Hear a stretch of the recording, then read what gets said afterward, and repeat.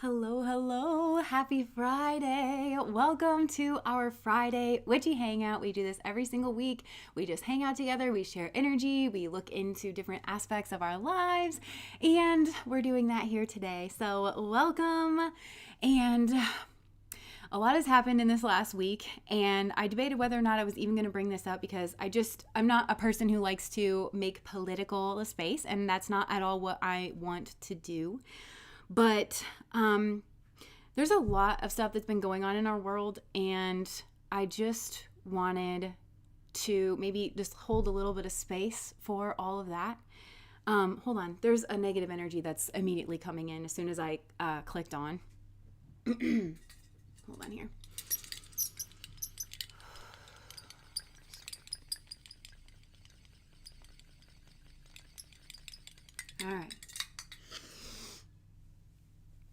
All right, we'll start that over again. So obviously you guys know that there's a certain event that I don't know how to talk about on YouTube that happened in the world, and it's not the only crazy thing that's been happening. And we live in our 3D human reality, and these kinds of things go on. And I just wanted to say that I hope that we can look at this from a human perspective. This was so much more eloquent in my mind. Donald Trump is a political figure. But what happened was immensely human. The taking of someone's life is an immensely human act. And I just hope that we can use this moment to reaffirm our commitment to just the human parts of life, regardless of our political beliefs or anything like that. So I did just want to say, I know it's like very prescient and on a lot of people's minds, but let's just kind of keep the chat free of political rhetoric and whose side and this side, and instead join in our shared humanity of allowing a moment like that to really bring us together in our own humanity, and just to really connect into that space. Like I said, the world's been a crazy place. I've mentioned this a couple times on the channel, but we're in something called a fourth turning that comes from a book called The Fourth Turning. It was actually written in the 90s by a couple of historians. They are American historians, but they say that they think, generally speaking, the undertones of their work that that time is not linear, but rather cyclical, happens for all societies.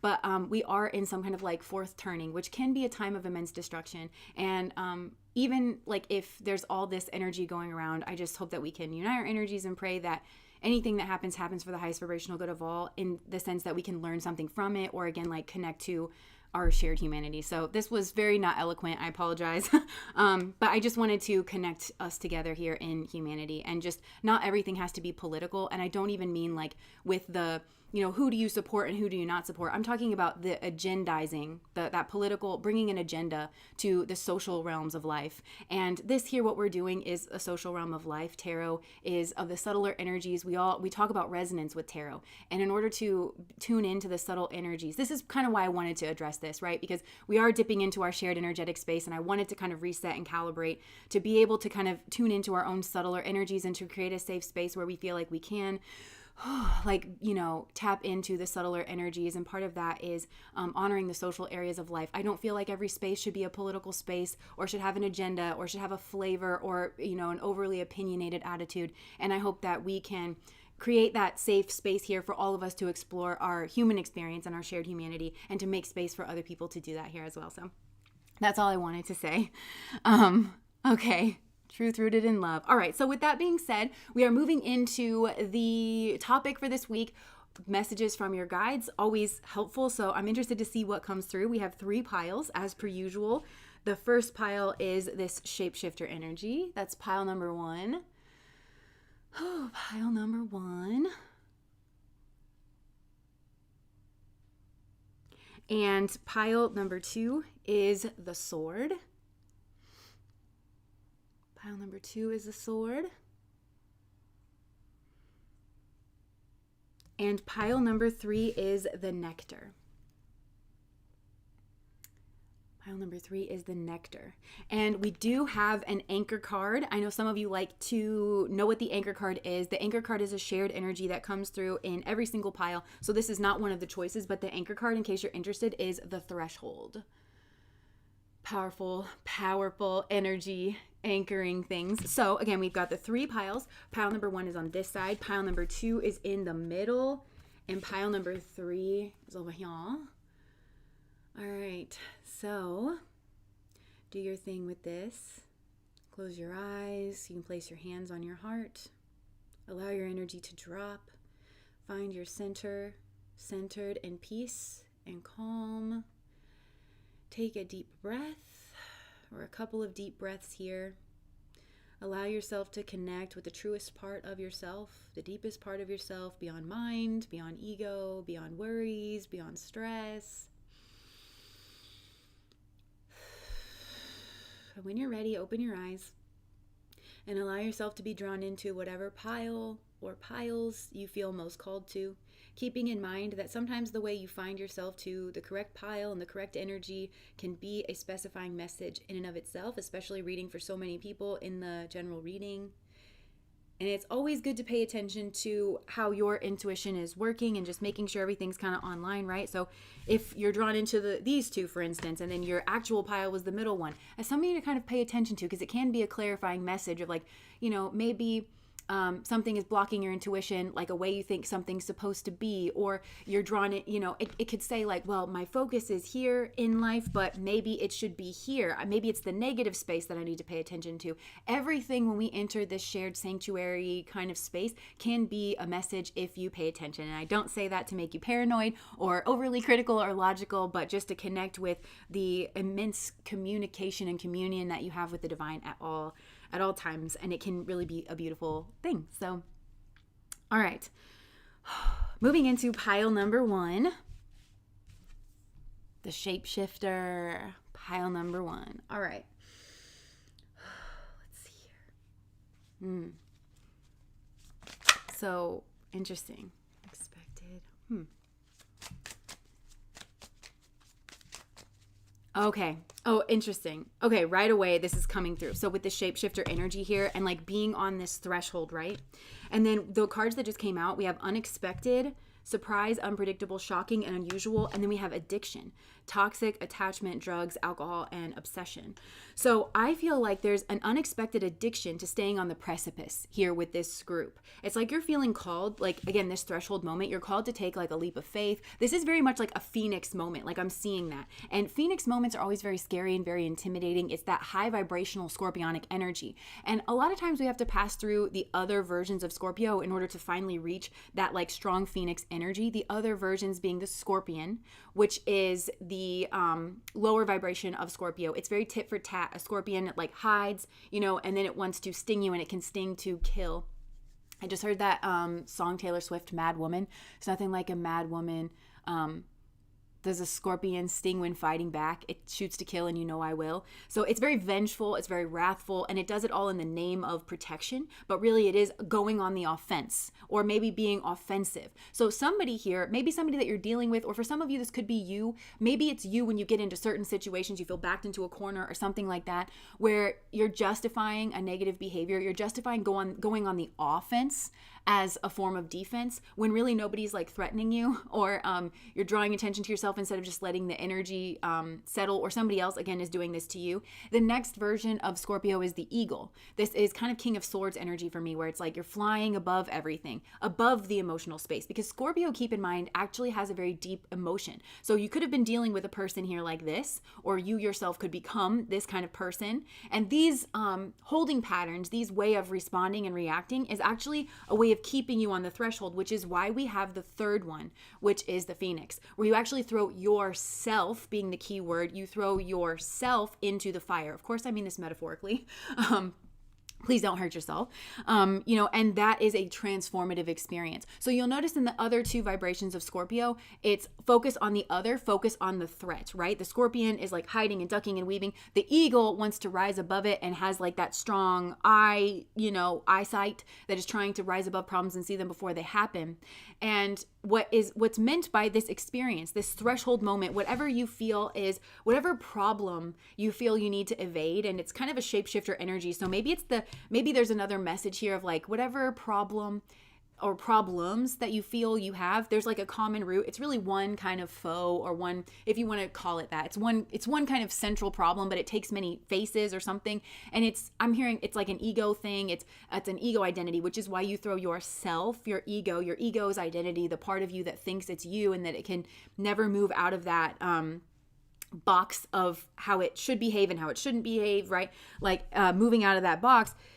Instead, it's willingly throwing yourself into the transformation and allowing yourself to be reborn, allowing yourself, I'm hearing baptism by fire, allowing yourself to be fully transformed from the inside out. But it's okay to feel, this to me looks like a child's feet, and honestly kind of like a hobbit as well from Lord of the Rings. And hobbits are very like simple kind of people. So maybe you feel like, well, I just want to live a simple kind of life or something, and this whatever I feel like I'm up against is like not simple or something here like that. But this is this precipice energy, this threshold energy that really wants to come through. And I'm noticing here like this shapeshifter energy. Honestly, this card always kind of gives me the willies a little bit, because this person that's there, like if you can see here, there's like a person on this side with like crazy eye, like shadowing, like going on like around the eye, or maybe that's like makeup or something. And then there's the tiger.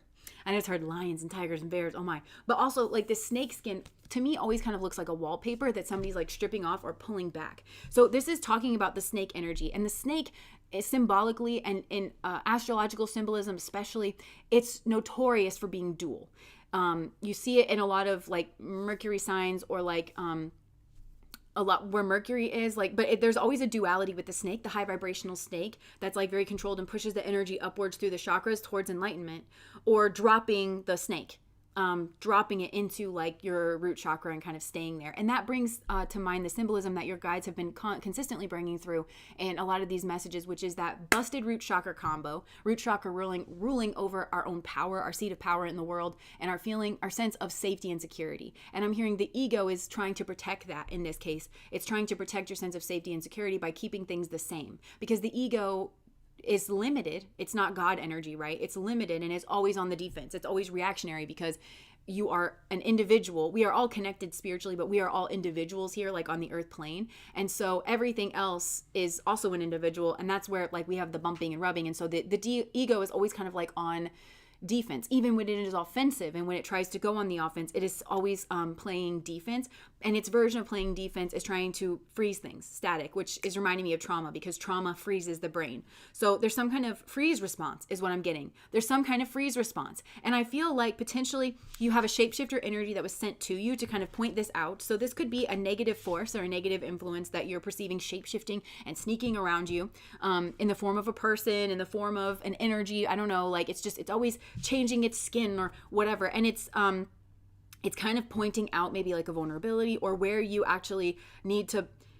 I'm hearing, this has been coming through a lot in the readings that I've been recording for the channel and over on Patreon. I keep hearing this Albert Einstein quote, which is, no problem can be solved on the same level of consciousness that created it. So this is oftentimes, whenever I'm trying to solve my own problems, I'll notice what I go back and forth. Again, the two wings of the bird, that's really a part of the same bird, right? Oh, well, it's this. Oh, no, well, it's this. And a lot of times it's very opposite, like opposing things. But oftentimes you'll realize that you're not able to solve the problem or see with clarity until you pop up into a higher level of consciousness, where you can kind of look and see how they are both one and where they meet. And then oftentimes the solution becomes more clear, if that makes sense. And I feel like this is this threshold moment that you are at. So there's this unexpected addiction to this shape-shifting energy, where maybe it's kind of the energy of like pushing your food around on your plate instead of actually like digesting it. So you could actually be doing spiritual things, or you could actually be thinking that you're moving or transmuting this energy, but really there's a pattern that you have that you're not actually transmuting it. And I actually think this is on both sides. So like if you have a menace energy that's kind of around you, however that's coming through, it's like annoying, or it's bothering you, or it's like at you, I think they're in a similar position where their ego is asking them to grow and change and transform, and they're not doing it. They're like doing the same thing. So there's a lot of friction that's being created between the two of you, and it's intended to kind of like burn through this like nest for both of you for the highest vibrational good of all beings. But there could even be like this, I don't know, maybe an addiction to this tit for tat kind of a thing here as well. But then I'm noticing the tiger in the background, and it's making me think of Danishta energy and Uttara Ashada energy, which they are the tiger yonis. And Danishta is, I always associate it with somebody with very high moral standing, very high moral character. So I do think there's a reflection here of, there's somebody here with very high moral standing and moral character. Heather, thank you so much for the super chat. Love Einstein. Very high moral standards, very, very good karmas. And their good karmas, I think, are transforming this other person, because this other person who is negative, or this is an energy, or this is even like a rhetoric, or it could be anything, like what you feel like is challenging you at the moment. Like you're just, it's annoying. It's maybe you just feel defensive, this person's good karmas mean that this other person's attempts, like their egoic structure, what they're used to doing, just doesn't work on this other person, not the same way that it works like with other people. So I think they're always they think they're shape shifting, but it's funny because it's transformational energy, and Spirit is saying, stop doing this. This is a waste of time. You are actually expending energy to change or transform your approach or your, but it's minor, it's little tiny. In order to just keep throwing little pebbles at somebody's, like, stop doing that. Instead, you need to transform out of this altogether and embrace a bigger version of you and let go of, because it's little child energy. It's inner child stuff. This is kind of the energy of like a menace. This is kind of the energy of like all attention is good attention kind of thing. It's throwing rocks at somebody, throwing pebbles like at a window. And it's like, why are you doing that? You could just stop. You could really actually transform, because there's quite a bit of energy that's being expended here in transforming, but like it's pushing your food around on your plate. You're staying at this threshold energy, and there's an addiction to it. And your guides are actually saying this was unexpected, because actually this moment was meant to kind of burn through that. You're like right there, it's like the nest, which is flammable.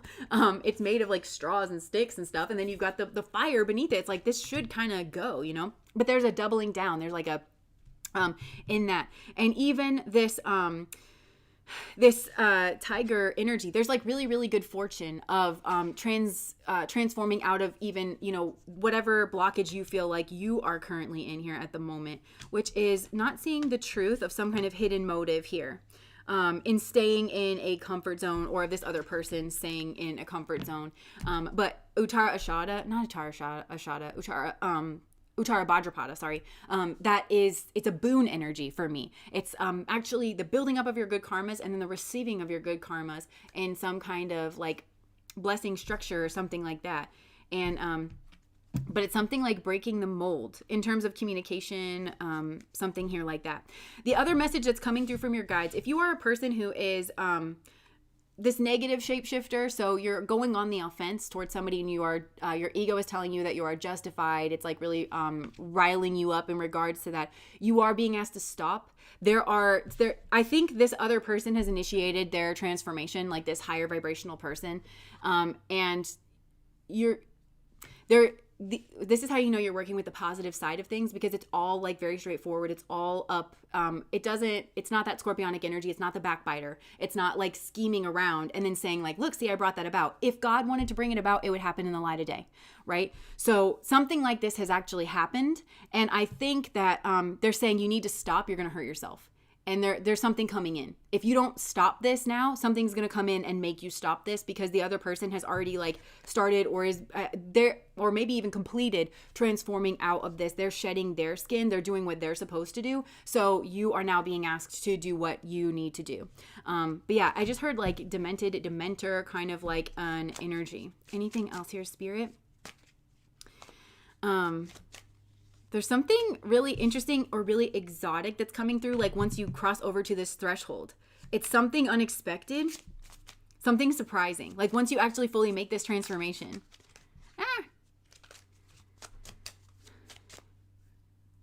Yeah, so Texturism just said, I'm not being a menace towards anyone. And this pile, just to be absolutely clear, is not only for people who have been a menace, but some people who have been on the receiving end of some kind of like I just heard structural pattern, some kind of annoyance. And it doesn't have to be a person. It could be something systemic, something that just rubs you the wrong way.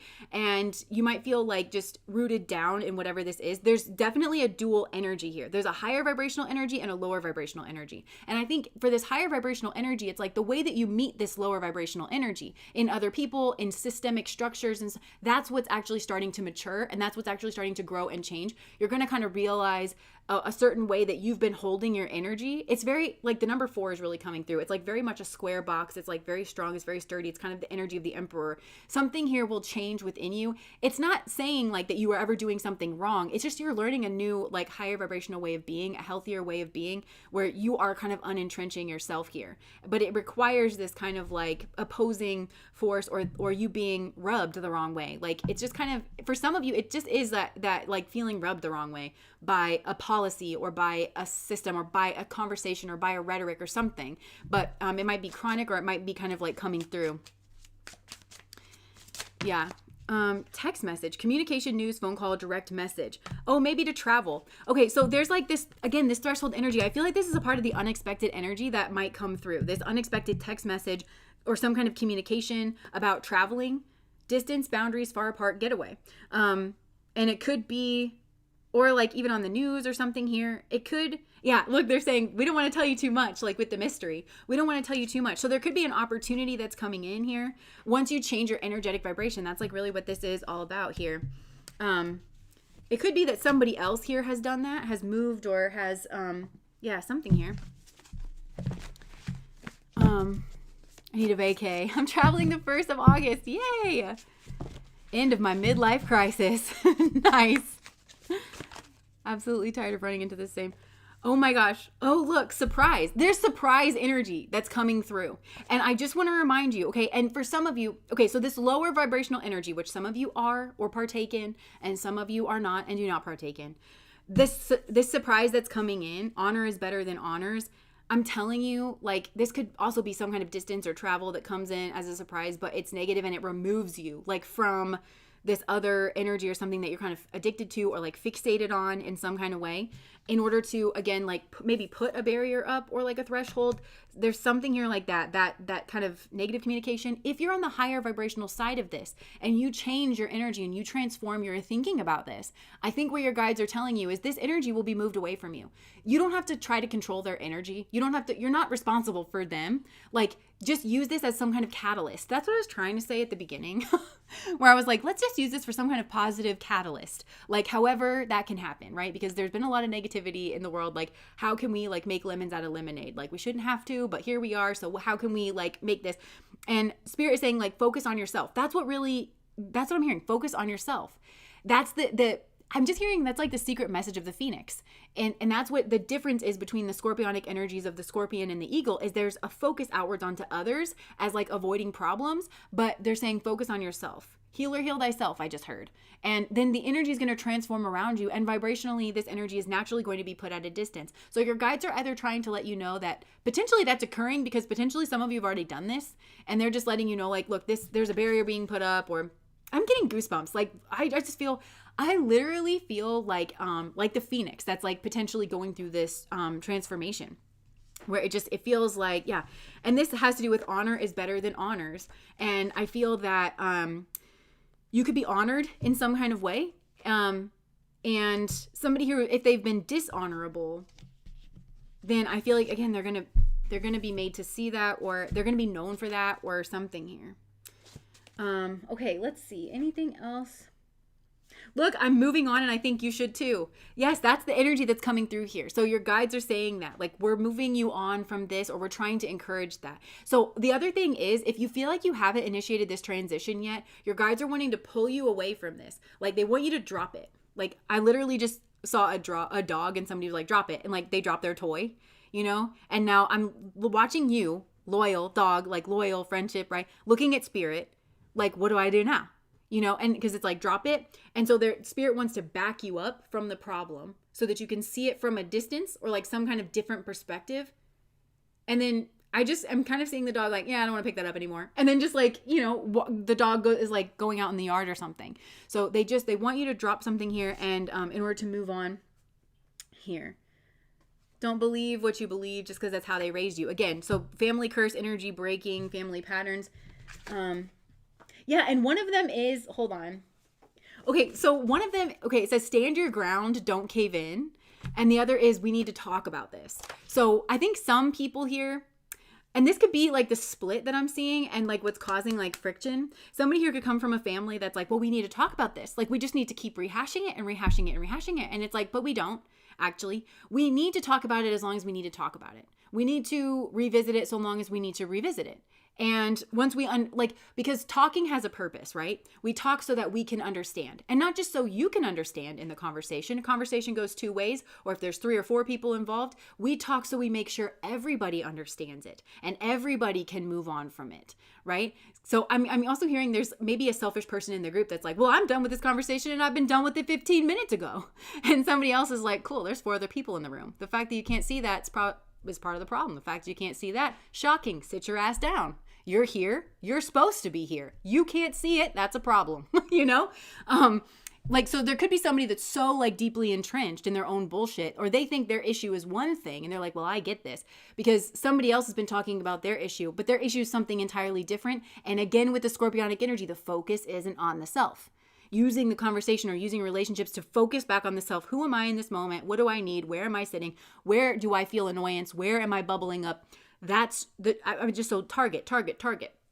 That's showing you where to kind of like put that focused energy. That's your particular knot. And then I just heard karmic knot, and I just saw the eternal knot, which is like actually a very divine symbol. What can be broken away from and what should never be broken away from, right? And these are things like civility and compassion, like coming from that place of civility and compassion should never ever be broken away from. And you can actually carry that like a vacate, like a light into some pretty dark spaces in order to actually be very productive. Some of you are actually learning how to do that.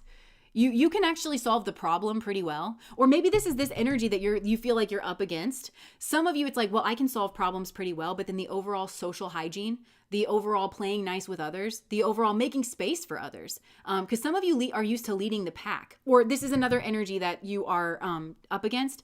It's like, I'm used to leading the pack. I'm impatient. Come on. And it's like, nobody likes to be around you. Nobody likes to be in this energy, you know? And it's like, that's what you're supposed to actually be learning. You're supposed to actually watch social dynamics. For some of you, there's like, I'm picturing like a group therapy session, and there is a therapist that's like, okay, like Sandra, what would you like to contribute? And making sure that everybody like has their contribution and that everybody feels good. Some of you are learning healthy leadership. You're learning healthy communication. But because you're so blinded by the topic at hand, you're not seeing the undercurrent. You're not seeing what's most important, which is preserving our social bonds and our social community so that when the next problem comes up, we haven't tanked our relationships. We haven't disgraced ourselves. We haven't made ourselves a thorn in somebody else's side. So then when we need something from them, or when we need somebody to believe us or acknowledge what we're acknowledging, we've already destroyed our social relationships. For some of you, there's some kind of like, I want to say like higher order or lower order lesson that's actually going on that's more robust. And it kind of is coming through, like, you know, in medicines, like what modern Western science likes to do is like, they like to hone in on the active ingredient, and then they're like, and F the rest of it, right? So that it's not like whole, but more like Eastern approaches. And there's a time and a place for both, right? But it has like this whole, it's the whole seed, it's the whole fruit, it's the whole current, because it all kind of like works together. There's somebody who has a very Western mind, and they think they understand things that they don't actually understand, because they're actually being asked to move to a more holistic picture where they're actually not, there's a real obsession with the ego here that they don't even see, because they're like, well, the group is grouping and the leader is leading and I'm just here. Like, no, we all kind of are like giving to the space. So that's one. There's some kind of lesson being learned here about we need to talk about this, and I'm actually hearing it goes a lot of ways here. So somebody like maybe thinks that they need to keep talking about something when actually they do actually understand it, and the time has come for them to actually take action. And that's they have this addiction to sitting on the threshold because they're not going to take action, because they're actually, that's where the fear comes in, is they're actually afraid of action. So they like to go into groups where there's just like a talking and a rehashing, even though they need to take action, right? That's one person. There's another energy where it's like, maybe somebody here just never talks about anything. They're overly action focused. And it's like, well, we just need to take action. And it's like, we actually need to talk about this to make sure that the action we're taking is okay with everybody and it sits right with everybody. You know, there's something here to unpack about like talking, and the way that we kind of, I'm hearing mask who we are. Again, like somebody here who's on this threshold of like, well, I should be taking some kind of like productive action, but like acting like we still need to kind of talk, you know, it's like, it could be hard to tell, especially from the outside, who is who and what is what. Now, there's another person here. It's like, stand your ground, don't cave in. This is like a very stubborn person who, again, that ego is very entrenched in like, well, I think I'm right. And any person or any suggestion that I do something different is a threat. And it's not always, and I'm hearing part of that is being able to ascertain and kind of figure out for yourself the person in front of you. Like, is this a high vibrational person? Is this an educated person? What are their credentials? What does their life look like, or their career path, or their trajectory, insofar as you can tell, and where you're not stepping over any boundaries, like what does that, is that an energy that you respect? Is that an energy that you admire? Of the things that you know that person speaks about, are they telling the truth? Are they honest? Does this person have a habit of correcting themselves when they're wrong? That's probably a person. If they're ticking all those boxes, that's probably a person that you can listen to. Their energy and their voice should give higher credence than, well, I'm just going to stand my ground.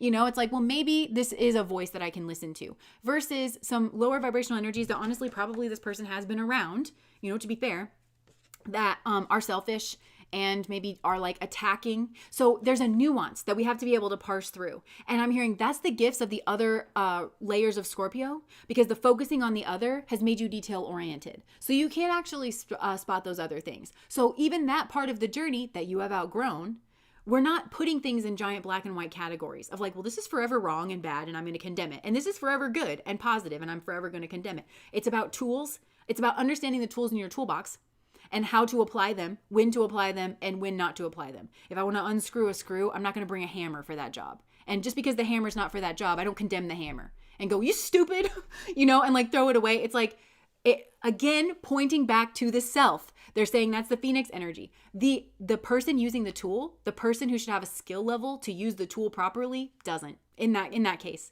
That's actually the problem. And a lot of times, believe it or not, that's what the ego tries to protect us against. And that's where the ego becomes your enemy, because the ego has a job, right? It's the arbiter. It helps us make decisions. And sometimes we do need to protect, and sometimes we don't need to. But I think what the ego sometimes is trying to protect people against is the thought that they might be wrong, and the thought of the identity that they have of themselves and the image that they have of themselves. It could be a devastating event. It could be a tower moment event for them to have to acknowledge that maybe that needs updating. Maybe who I thought I was in the world needs updating. Needs that more like detail-oriented, nuanced view. Imagine what would happen if you took that scorpionic energy of the scorpion and of the eagle that's very detail-oriented and looking outwards at other people and other situations. Imagine what would happen and how fast you could make progress if you turned that inward and you started to question the narratives that the ego is telling you. If you started to question whether or not you were right or wrong or justified or not justified, not in a way that makes you crazy and not in a way that makes you paranoid and not in like a way where it's like you're picking a scab over and over again. That's not what we're talking about. We're talking about a healthy balance of energies, because even though that observation energy is the active ingredient, like I was just saying, there's other holistic ingredients that need to surround that observation in order to make it a spa treatment rather than this energy. Like, don't drive yourself mad on the inside, right?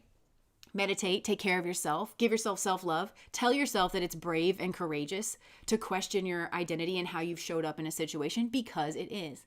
But also where you decide that, you know what, I think I need to update myself on that. Where you decide that I just heard make hay while the sun still shines. You can make lemonade out of lemons. You can make water out of wine. Did you see what I did there?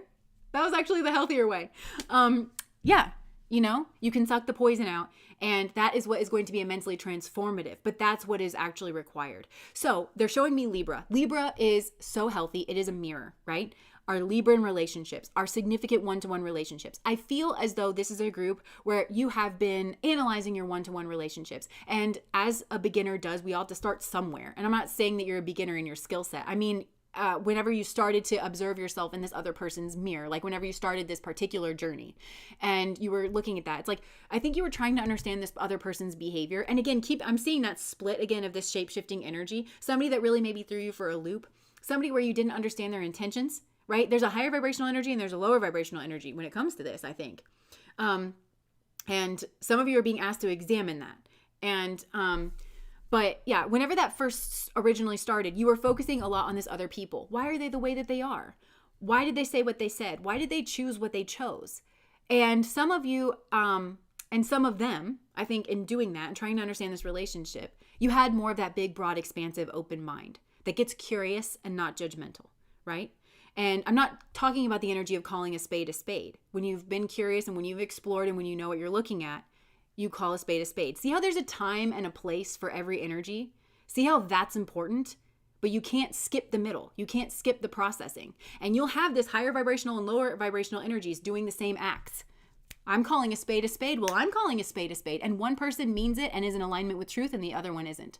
Because one person processed in the correct way and they processed themselves. They turned the sword back on themselves. The sword I'm actually seeing as being a mirror. Like that shiny surface of the sword. I don't know if it's shiny actually because I never held one. Actually, I did hold one. I don't think it was that shiny, but it was also old. That's neither here nor there. So I'm seeing the sword as being a mirror. The sword of truth is actually like reflecting you back at yourself, turning the sword of truth onto the self. That completes your processing, not just processing the other person, or not just processing the other person and their actions and their statements, separate from your actions and your statements, even if you think you're not seen. That's what I'm hearing. Even if you think your negative thoughts about that person haven't been picked up on, because we all know that the universe works through energy and vibration and that people can kind of pick up on negative intentions, whether they know it or not. They just, even if they just kind of feel like something's not right here, people do pick up on it, and it does affect how they move around you, their decisions, their speech patterns. If somebody feels threatened and they don't necessarily know why, they're going to pull back their energy. That's the Hawthorne effect as well. Could be at play here. If somebody knows that they're being observed, they naturally change their behavior. That's normal and it's healthy, and so should you, right? Nobody is being horrible or demented by changing their behavior when they know they're being observed, right? Have you ever seen someone just like picking their nose in their car? Like that person doesn't think they're being observed, you know? So it's turning that sort of truth back on the self in order to kind of actually balance out the karma, to see the obstacle clearly, right? To see the obstacle clearly and to remove the obstacle with the sword of truth. And that's what's being asked to go on here. And that's what's being asked to be removed. And in order to be put through this like threshold moment. And I feel like a lot of people here are ready, but there could be some fears. This is a stone. I can't remember what the stone is, but somebody might know what this stone is, but this is like the removal of fear. And when I picked it up, the heart energy was like upside down, but then it was like right side up. And so it's like, oh, fear could be a blockage, and you won't know it unless you look at the self. You won't know what your particular fears are that are perverting the situation, because that'll all happen under your subconscious awareness, because when you're afraid, the ego activates. The ego, I just heard, Holy Spirit, activate, activate, activate. Holy Spirit, activate, activate, activate. So instead of that fear response, activating the ego defense mechanisms that are allowed to go on unconscious and unchecked, which is fine when you're not on a spiritual path. The spiritual path is the path of clarity and truth, and of aligning with truth, and of taking personal responsibility in the world, and of truly understanding your actions. And that's what I feel like this group is doing. But you're shape-shifting. And in doing that, you are gaining good karmas. This is how you are gaining your good karmas. This is how you are purifying negative energies. This is how you're clearing the way to negative karma. But karma means action, and action is required. Action after a process. Action after you have taken time to become conscious and aware, not just of the other person, but also of yourself. And again, none of this is, the goal is to make you paranoid or overly questioning of everything that you're doing. It's just when you have the time and the space, and when they're saying make time and space in your world to be self-conscious, to be conscious of the self, to be aware of the self, to question the ego, because you shouldn't maybe do it at 2 p.m. when that horrible coworker just confronted you and you're all in your frazzled space.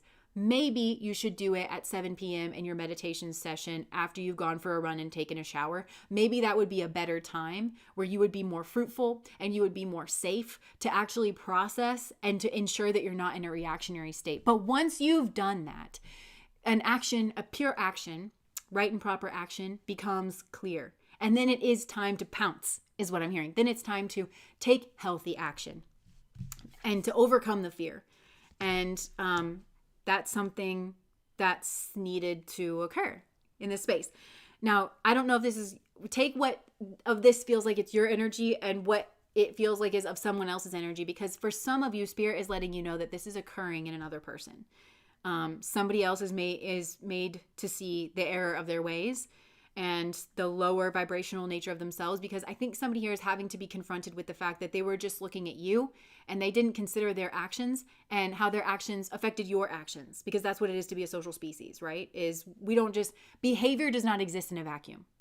And we understand that that could mean several other variables, but you cannot discount your own behavior, your own actions, in how that affects somebody else's behavior and actions. And to keep the two separate means that you will chronically misunderstand. It's also what manipulators do in order, like when they're speaking out loud about what their version of events is, they leave out or they change or they warp or they bury who they actually are and what they actually did. And spiritual people don't do that, because you are more concerned with being a good person and aligning yourself with truth and ridding yourself of negative, I just heard entities, energies, and associations that have caused your energy to fall or caused you to remain like demented or blind or ignorant in any way. And that's the path that you're on, and you're being asked to throw yourself into this like kind of purifying energy and phoenix out the other end. So cool. The last thing that I'll say is like this, we need to talk about this energy. When one person is in a higher vibrational energy and the other person is in this lower vibrational energy, such as I'm seeing here, it's actually, they're saying this to me very clearly. It's not advised that you speak about it, because to speak about it between two people, it's going to make you think this should be a Libran conversation, that everybody's opinion should be weighted on an equal playing field. In order for that to happen, they're saying it's not that it's never going to happen in the future, but in order for a Libran conversation to happen, what is lower must make itself higher in order to actually have this conversation. So for those of you that are like, well, we need to talk about this, we need to talk about this. No. First, remove the log from your own eye. You have not done that. You have not met the spiritual qualifications to get yourself in a room with this person. You cannot meet them on an energetic level to have an equal conversation. They know this. They are correct. That is being protected. There is a threshold here. There's a threshold that you must cross first and foremost in yourself. You must purify the self. You must become different. You must, and not for all of you, I'm saying the proverbial you. For others of you, it's like there could be a person who you have put at a distance, and that person feels like, well, we should have talked about this. You don't have any right to make your own decisions. Or it's like fucked up and not spiritual or whatever, that you just made that decision about me without talking about me. No. That's actually not. You are right. You are higher vibrational. You can clearly see this person's lower vibrational. You need to cut loose. You need to cut them loose. And that's what you did. And that's what you should do. And spirit. So I don't know. I don't think this person can get near you. I think some of you would have had to overcome this kind of like faux spirituality, the toxic positivity kind of bullshit in order to be able to have like this level of conversation. But if that's the case, spirit, I'm seeing spirit like calcify and form a barrier around you, and spirit saying, no, we salute you. We are proud of you. You need to, first, you got to put your own air mask on. You've got to make sure that you are safe and contained, and around this other person, you are not. And this person can't see that about themselves because they're deaf, dumb, and blind on a spiritual level. And it's not your issue. This person is kind of, I'm seeing them now throwing their rocks and it's like bouncing back at them. And this person doesn't have the level of wisdom to understand that that's the best thing that could have ever happened to them. That's happening for their highest vibrational good. Because I'm hearing that spiritual quote that says, how are we to help you change if you are irritated by every rub? So this person is, because they feel irritated and their ego is being challenged and it's being agitated and rubbed, because of that, they feel attacked. They are starting it. They're the one throwing a rock, and it's just, I'm rubber, you're glue, whatever bounces off me sticks to you. Spiritual forces are doing this, where it's just, they can't get near your energy. They can't even stop and just see that they're very low vibrational and that they're just energetically, they don't qualify into your energy. They can't even see that. So this person is being kept at a distance because they are just not on the level.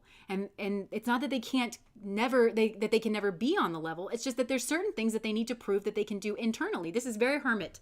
This is very hermit mode. This is somebody who's maybe scared of the internal landscape here as well, because they're scared of, I'm just hearing how culpable they are, how guilty they are.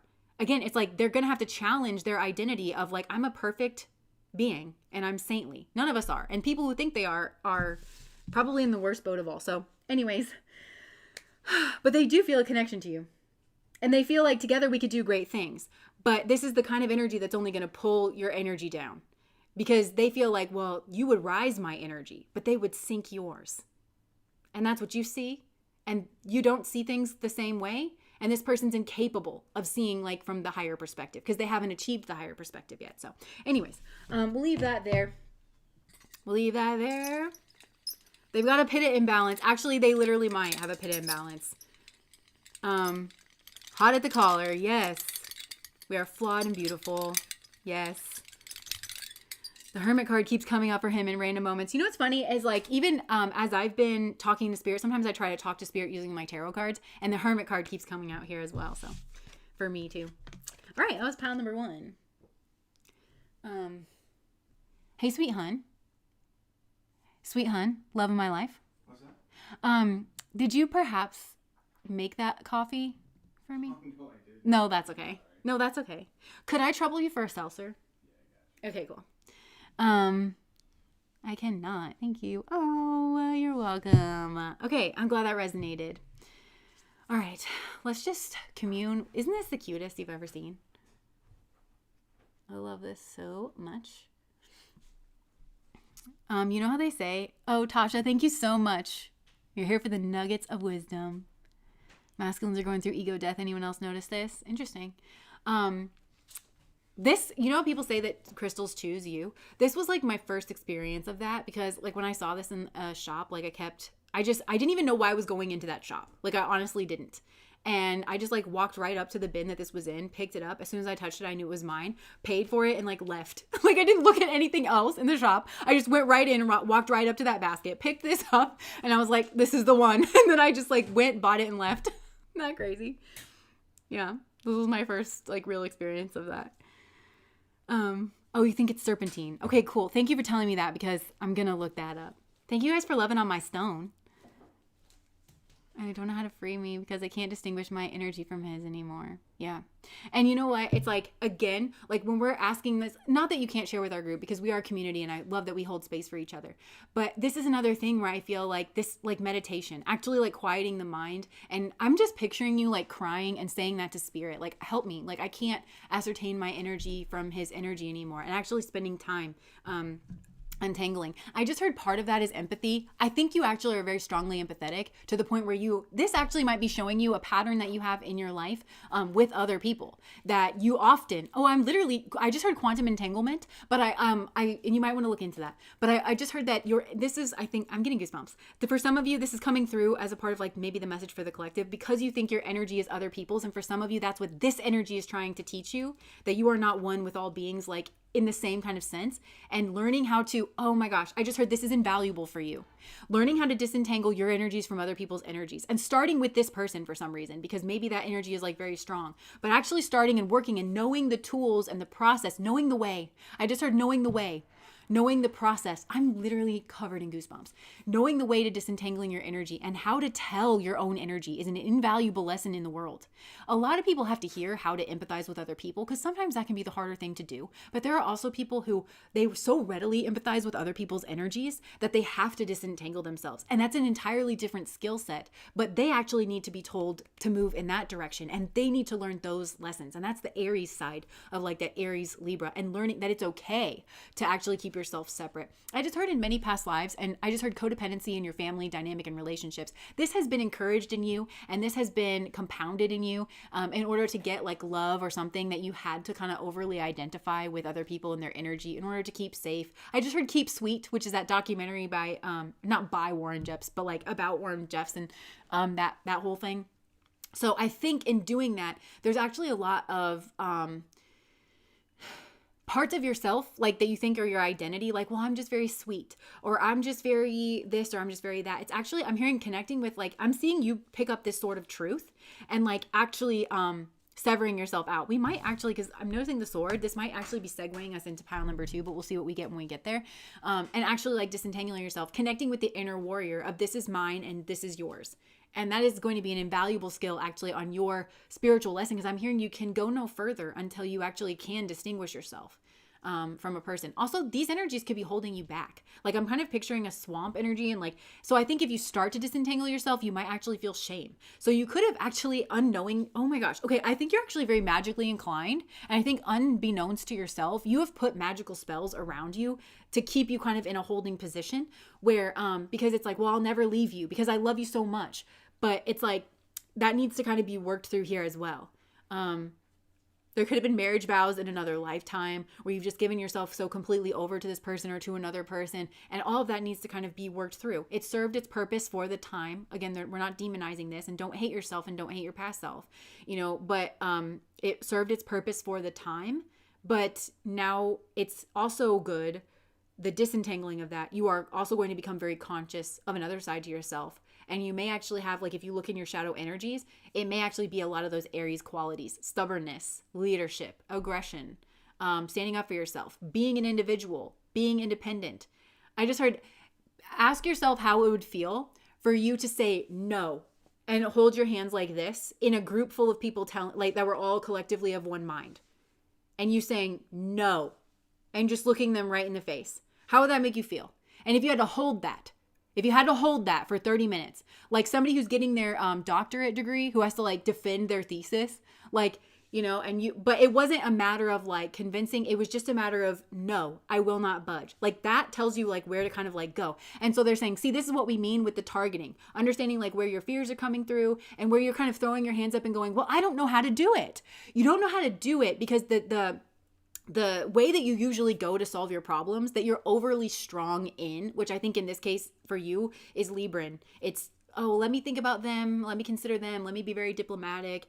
That's overstrengthened in you. So you actually have gone as far as you can exploring that. And now you need to actually learn a different thing to solve the problem. So you're not wrong in the sense that, well, I don't know how to do it.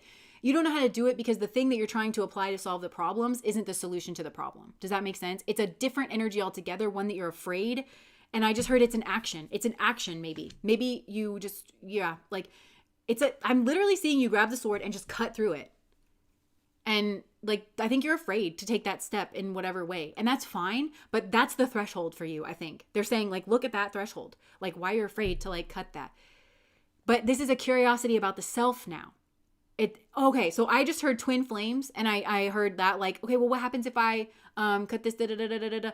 You're still analyzing the problem, like looking out at them. Like, how's this going to affect them? And da-da-da. Look at how it's affecting you to hold on to it. And is that of the highest vibrational good of all beings? That you are remaining stuck. Nikki, thank you so much for the super chat. I love it so much. Thanks, big Jess. That strong no energy still hurts my guts a little. Yes.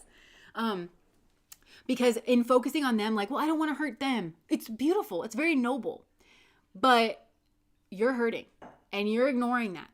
And you have a responsibility to yourself. And I just heard you're in situations, some of you, where if you don't look out for you, nobody's going to look out for you.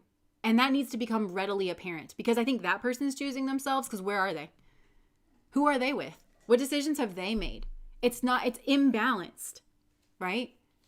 So they're not on your level and you can't ascend like with this person pulling on your energy kind of thing. So yes, I had a cut moment. Yes. Yeah. People pleasing is worse as self-destructive, babes. Yes. When we erase ourselves to survive, it's so harmful. Yes. When we erase ourselves to survive, it's so harmful. And it's trauma. And yeah, it's a trauma response that we were often taught when we were little that, well, you can stop all the pain and suffering if you just acquiesce or if you just, but I think that's what you're learning now. I just heard big sis, big sister energy. Okay. Pile 2. I literally think we've been talking about pile 2. I really do.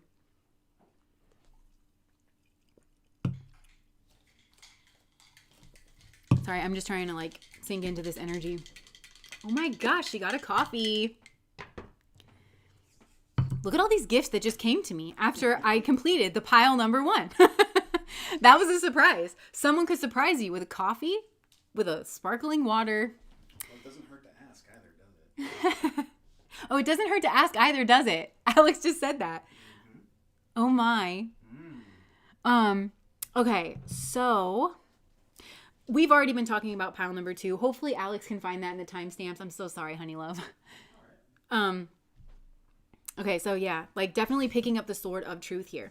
Okay, so this is also talking about like the balance of these different skill sets. So you guys, a lot of you have been with me for a while. One of my favorite ways to kind of describe a certain truth is to say, if you're east of the river, you have to walk west to get there. And if you're west of the river, you've got to walk east to get there, right? It's about finding your location and finding where it is that you want to go. And those 2 points create a line, right? And that's what kind of teaches you your path. But if you're east of the river and you hear somebody who's west of the river for some reason, you hear them say, oh, we've got to walk east, we've got to walk east. And then you start walking east, you're just getting further and further and further away from the river. This is why knowledge of the self is so tantamount on the spiritual path. You can't be lying to yourself about who and what it is you are, because if so, you're going to get confused. And worse yet, when you realize that you're confused, you're going to blame everybody but yourself and your own misunderstanding, that you didn't understand fully who you were at the time or where you were at the time, what traits were active at the time. If you were in your ego or if you were in your higher mind, you didn't know any of that, which is okay. This is all a part of the journey, is like becoming more and more aware of those things. But if we blindly follow and if we don't connect to those inner places. So the question for this pile that your guides wish to ask is, where do you separate from the group? This group, perhaps, like when we are giving general messages, I just heard that's the beauty of general messages. The purpose of general messages is not to give you all the answers. You are engaged in an interactive process by which your intuition has to come online. It needs to get more sharpened. They say healthy people, when they realize that the pile isn't resonating, their first thought isn't the reader is wrong. It's, what if I am wrong? What if my intuition was off today? Should I try another pile? See, this is the problem solver's kind of mindset, and it's not eager to like lash out and throw blame. But that's also somebody who is committed to knowledge of the self. They get very curious. Oh, why did I choose this pile? Why did I choose this pile, right? So they're saying in general messages, actually, remember what I was saying in pile number 1 about the active ingredient thing? That we don't just zero in on what we think the active ingredient is. Well, in tarot, people will think the active ingredient is the message, right?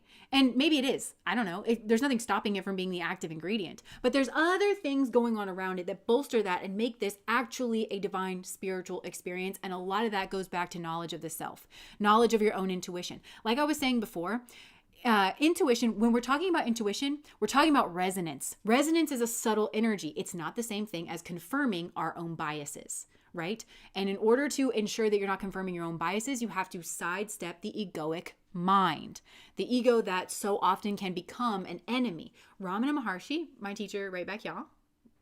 I wanted to be a meteorologist when I was young, just letting you know, but like, this is actually really hard. But yeah, Ramana, that guy right there. He says the mind is an obstacle to enlightenment, right? The thinking mind is an obstacle to enlightenment. Knowing that truth then allows us to use the mind as a tool, to know its limitations and to not grant it all knowing access to everything, to not grant it the final say on everything, but rather try to figure out what the mind is good at and try to make that work for us. All of that occurs here in the tarot space. And so the question, to bring this back, that your guides would like to ask of you is, where do you differ from the group? This group, where do you differ from all the groups that you're a part of? Your family, your country, your cohort at school, whatever groups you identify with and you say, this is who I am, this is a part of my identity. Where do you differ from those groups? That's important knowledge to have, because if you're used to following like the certain edicts or dictates of a certain group, because you're like, no, this overall helps me.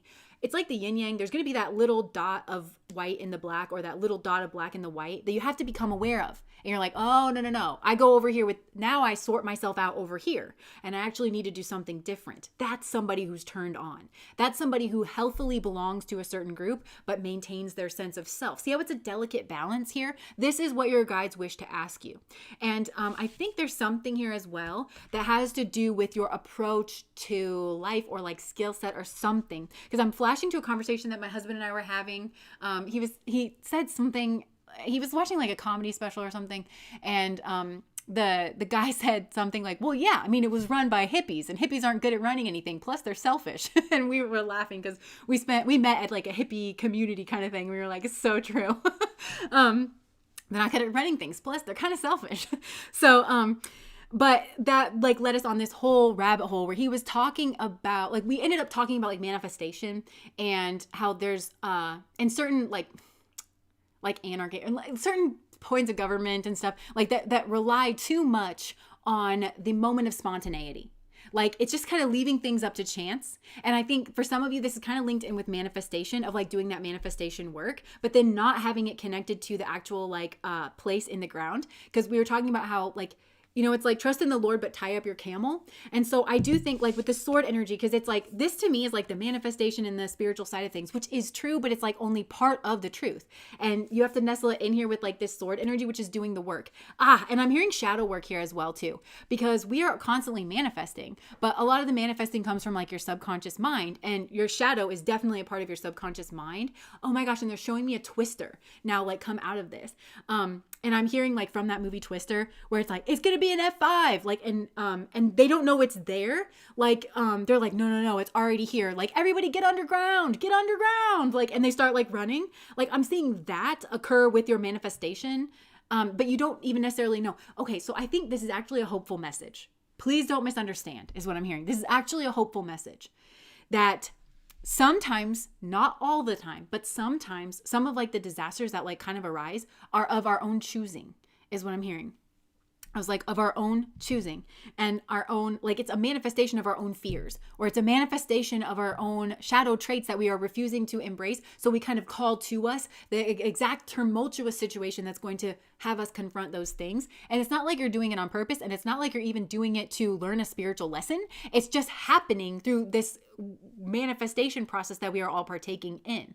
But we can't just only look at what's comfortable and happy, like vision boards and whatever. We do have to do the shadow work, and we do have to do like this kind of like truth. And so this goes back to, if you're east of the river, you've got to walk west to get there. If you're west of the river, you've got to walk east to get there, because there are some people that just overly put in hard work. They're workhorses, and they're always like showing up, and maybe they're always doing the shadow work, and they're doing that so much that they don't even ever lift their head up to notice like the change in the landscape or the new possibilities. Those people need to hear about manifestation. They need to hear that like you can work smarter and not harder, that you are connected infinitely with life, and that there's ways to kind of like bring certain boons in for you that you have earned, and also that you're not doing anything wrong with. Those people need to hear that. They're east of the river. They have to walk west to get there, right? But there are some people who are west of the river who have not been putting in the work, and they only focus on the manifesting and the vision boards, and they don't really get in there, or they don't want to, and they're not kind of making their own luck by getting out there and actually rolling up their sleeves. And then you're meeting more people, you're in more places, you earn your reputation as somebody who works hard, and maybe when an opportunity arises, somebody like immediately thinks of you. The two work in tandem. It's like you meet life and life meets you, and you hold hands, kind of thing. So there's something here about that, like, and I don't know if it's exactly that part of like the spiritual journey, the manifestation versus like actually doing like the shadow work and stuff, or if this is like another thing where it's like, again, I'm being drawn back to the question, where do you differ from the rest of the group? Where might a different thing apply? And always be thinking through that lens, again, not to the point of driving yourself crazy, not to the point of paranoia, not to the point of just second guessing yourself for the sake of it and making yourself crazy and miserable and everybody around you. That's not what we're trying to do. But just always kind of have that lens of like, I might differ from the group here. How can I rely on my self-knowledge to know where I'm positioned on the field, if that makes sense? And I think this is going to help you bust through a threshold, because you might be running with certain groups and it's overall positive. It's like 90% positive or 98% positive. But there's just that one little thing where you differ from the general message. That's like what we can all relate to, like where you differ from the general message. That doesn't mean anybody did anything wrong. That's a part of the spiritual process, because everybody here, everybody drawn into this space is expected to have a certain level of self-knowledge. And if you hurt yourself because you don't think that spirituality and self-knowledge go hand in hand, that is an ignorance, that is a blockage, that is a karma that you will work through. And again, oftentimes when you're lost in the sauce like that, you blame everybody else but yourself, because you think the active ingredient of the tarot or whatever it is, because this is a metaphor that can be applied to other situations. It's just we all are drawn in here to this space. It's everybody's fault except for yours, and everybody needs to stop doing it because this one message or this part of the message didn't resonate with you, and When I don't know who this is helpful for. Some of you, a lot of us are readers, right? Like we all just kind of read and we all walk each other home. But when I first started reading tarot, I didn't really have like a lot of self-confidence in that. And, I do come from like, I'm not a full academic, but I do have that kind of like training and knowledge. And so sometimes people would like go off on me about like a little thing, and I'd be like, why do they get so mad at me? Like, what is it that I got wrong? So I would go to other readers that I trusted, and I would like go through their readings. I would just scroll through, and then I would choose a reading, and I'd be like, what is their actual situation? Like, what did I get wrong? And then I could compare that like a tweezers, one side, the message that I sought out from another reader and the message that I myself gave, and it acted like a tweezer in order to kind of narrow in on the truth.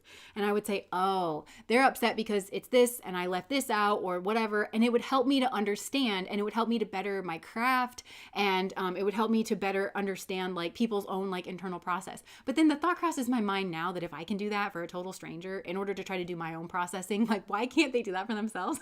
Like it's kind of crazy that like I'm expending that much energy to try to understand them, but they're not doing that like for themselves. But anyways, that's just the kind of person I am, where I was like, well, how can I try to understand where I went wrong? How can I seek out that information? And again, we're all walking each other home. So this is what I'm saying. It's like, I love this community of witches where we all read and we all share our knowledge and we're all like, you know, combining and like sharing in the space. Like that's been an invaluable resource for me and like my spiritual journey. Plus I feel like I've gotten to like witness like people who are really, really good at their craft, and it's helped me as well. So, yeah, I feel like there's something here like that. The tweezer method might be like very effective here in order to understand like the thresholds or something here, in some way, the woman that you are. Oh, thank you.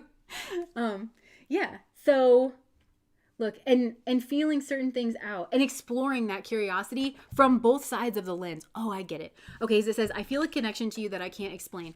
Sometimes words fail, right? And because words, they're kind of reductive, they need to be, right? But they can't contain and hold like infinite truths. That's why we have experiential, so much of spirituality is about, meditating, quieting your mind so that you can enter into some kind of like experiential knowing, right? It's beyond words, a lot of it. And so that's what I'm getting is like, when you feel something that you can't necessarily verify, how do you go about like checking it? You know, and they're saying use both sides. I'm hearing like use both the right and the left hemisphere to problem solve. Like take that time to kind of sort it out. Also, look at it from like the positive viewpoint. Well, maybe it's this and it's like very happy, but then also look at it from the negative viewpoint. Maybe it could also be that. And then use your self-knowledge of like, I'm more prone to this or I'm more prone to that, or, you know, I know that sometimes this kind of thing is hard for me, like to kind of make up the difference here. So this is about making the process whole. And I feel like there's one side or the other that you might feel a little less comfortable with. I know for me, and I've been very, very open about this, for me, it's the right side of the brain stuff. It's the creativity stuff. It's the connecting in. But man, when I did it, man, was that like powerful. It was such a boon. I've been hypnotized before. I've had people tell me I have a real talent. You know, whenever I went to like actually like be hypnotized by a professional, she was like, maybe you want to come back. Like you're definitely very good at this. But it's like, I never would have known that because I've always been so left brained, and I've always like, you know, I'm in Western culture, like we over rely on the left brain. So for some of you, it's like getting more comfortable with intuition. And like, I have this feeling that I can't explain. I'm going to get curious about it. And I'm not going to tell myself that this is woo woo and that I'm weird, you know, and that I must clearly be having an episode. Like, no, like protect yourself. You're having a private experience within yourself. Like we're all here. Nobody's going to judge you. And those who will, you know, we try to have love and compassion, but also keep them away. So, you know, just allow yourself to have like your full experience. For others of you, I think it's the more left brain side of things where it's like, well, how can I verify this in the actual, like, what, you know, world? What is this called? Is there a technical term for this? Who studies this? What fields could this potentially be connected to? How can I double check my intuitions, like with the world and with, you know, it's like just using like the full thing here. What would you think if you knew? Okay, I think there is a lot of like, part of hesitating on the threshold for this group is like, yeah, what would you think if you knew? A fear of the self, a feel of revealing the self, or there's shadow work energy here. Hold on, love crumbing. Together we could do great things. Pick me. Yeah, there's a real desire of being looked upon in a positive way, which is so human. It's so human, but sometimes it can get in our way. And I can't remember the exact quote, but somebody just said that so beautifully in the chat earlier, that we kind of leave ourselves out in the cold, you know, like whenever we kind of do that. And so there's maybe, oh, I get it. So I think this group might, through codependency and through relationships and through bonds, not necessarily just romantic relationships, but through associating with other kinds of people, they make up the difference for themselves outside of themselves. And it kind of creates this kind of like barrier. And I'm noticing the lightning strike now that goes right through, because the sword, the mind energy, is keeping the two of them separate. But this lightning bolt energy goes right through the heart of both of them and is connecting them, you know? And I feel like that's that tower energy of like, I'm getting that spirit put some sort of experience in your life, some kind of tower moment, some kind of bolt out of the blue, some kind of lightning strike. In order to understand it, or in order to put Humpty Dumpty back together again from this tower moment, you have to understand both sides. And this now is looking very much like that Rahu K2 axis. So there might be an understanding your north and south node. But I'm seeing like, you can tell the lightning strike came in from up here where it's stronger. This is the south node. The south node is where you're naturally good at it. You just embody it because you've practiced it. You understand it inside and out. You're adept at it. You have a strength in it. And you start there. You start understanding this experience through what you're good at and what you're strong at. But you do go into, you venture into this other side that maybe you're not so good at. And maybe that is the shadow side. I mean, for all of us, it would be because we stuff stuff down in our shadow on purpose, because that's how the mind works. Yeah. And the shadow is actually anti-pick-me energy. For all of us, it is. No matter what traits you have down there, because our socialization teaches us kind of what to push into our shadow, what doesn't work for us, but what we're not expected to be. And that's like kind of that pick me energy. So it's like, there's something here that the mind might tell you, oh, I can't be that. Because if I'm that, then nobody's going to love me anymore. But it's going to be a paradox. It's going to be the exact opposite way. And the shadow is connected with power as well. And you may need to be rejected by you. Sorry, this is like, look how messy that is. It's because I made a Palo Santo spray and I use it on washable marker. So maybe some of you are afraid of like being stupid, or you're like, oh, I should have like known that. But yeah, I feel rejected by you. Look, I might not be the best in my field, but I guarantee that I'm a die real. Rejection can be a very good thing, but you've got to be rejected by the right people. And how can you make sure that you're rejected by the right people and accepted by the right people? You can embody yourself fully. So that pick me energy, that stuffing things down into the shadow of like, this is who I actually am. But I feel like if I express my actual opinion, or I feel like if I, and I'm not telling you to be a dick about it, like you can express your actual opinion and be very measured and equanimous and eloquent and all of that, right? But you can, that's how you make sure that you're not alienating soulmates and aligning with karmics, is by fully embodying. And that's going to get you, what I mean by that is it's going to get you where you need to go. If you're east of the river, you got to walk west to get there. If you're west of the river, you've got to walk east to get there. So you don't want to be hanging out with a bunch of easters if you're a wester, because they're going to be moving west and you're already west. And so and this is the thing that people don't understand too. This is the last thing I'm going to say, and then we're going to wrap this one up, is sometimes we look at other people and we're like, well, it works for them. Why doesn't it work for me? You're west and they're east. And yes, this group might be moving as a herd towards, they might be moving west and they're hitting the river and they're receiving the spoils. And you're like, why doesn't that work for me? Could be that you're surrounded by karmics. Could be that you're surrounded by karmics because you shoved down your shadow and you didn't embody traits that are very naturally you, that would have actually helped you align with people that were going my way, that were going the way that you were going. But also I'm hearing self-hatred. And sometimes I see this, I can't remember the skit, but it was like, I'm hearing like internalized self-hatred. Like, who taught you to hate yourself is what I'm hearing. Like, and again, you could have just been around a lot of voices that like demonized certain traits and stuff that you very naturally are. Like, it's almost like you were born into enemy territory and those voices were dominant. And that is an obstacle that you now have to overcome in this life. That would be a karma. That would be some kind of karmic block to overcome. But the way that you overcome it is by doing the shadow work. It's by actually dipping into something that maybe you're interested in, but you don't feel like you're supposed to be interested in, or bringing that to the table and you don't feel like you're supposed to, but you feel it and you get curious about it and you explore it. So I just want to reiterate that sometimes we look at other people and you're like, well, they're applying this solution and that solution, which is them walking west, right? They're doing this and they're doing that and it's working for them. That's because they know who they are, they know where they are, and they've identified the proper route. They've identified the proper solution. Understand that that is the solution, is to identify yourself, identify where you're going to go, and then identify the proper route. That's the truth of what they're doing, not whatever solution they came up with. You need to come up with your own solution. And that applies to many things in life. Try not to focus on the externals. Try not to focus on the superficial conclusions that other people have drawn for themselves. Try not to focus on whether those solutions are correct or not correct for them, because you don't know. A lot of times we barely even know where we are. It's hard enough, right? It's harder for you to tell with other people, right? So we just have to know that whatever we admire in another person, okay, how do I replicate that within myself? I can watch all day long. I watch this girl. She does these high dives and she's amazing. Okay. It's like a crazy high amount of dives that she does. Backflips and stuff. It looks so easy. It looks so easy. But if I tried to replicate that, I wouldn't even know where to start. Right? That's like kind of the, okay, well, how do they do that? Well, I don't know. I'm going to have to start I would never do this, by the way, ever. But I would have to start completely at square one. What are the fundamentals of diving? What are the, if I'm going to even try to do that? So see what I'm saying? It's like, it might look very simple when other people do it.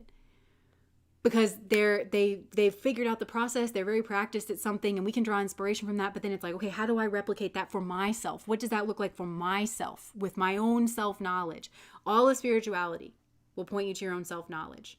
This experience that you've had with a significant other person is pointing you towards your own self-knowledge. In order for you to understand it, in order for you to wade through whatever bullshit, you have to have your own self-knowledge. And some of you, I'm hearing, you have to make space for yourself around a bunch of idiots. Because it's like you were born in territory. And again, I'm hearing, who taught you to hate yourself? And this is like, it could be superficial things too. I'm hearing, who taught you to hate your face? Who taught you to hate your smile? But I'm also hearing like certain other, I just got immense goosebumps when I said that. And it reminded me of the Phoenix energy in pile number 1 of like, oh my gosh, it's like radical self-love. Some of you incarnated in a body that people don't understand or something like that because it's teaching you radical self-love.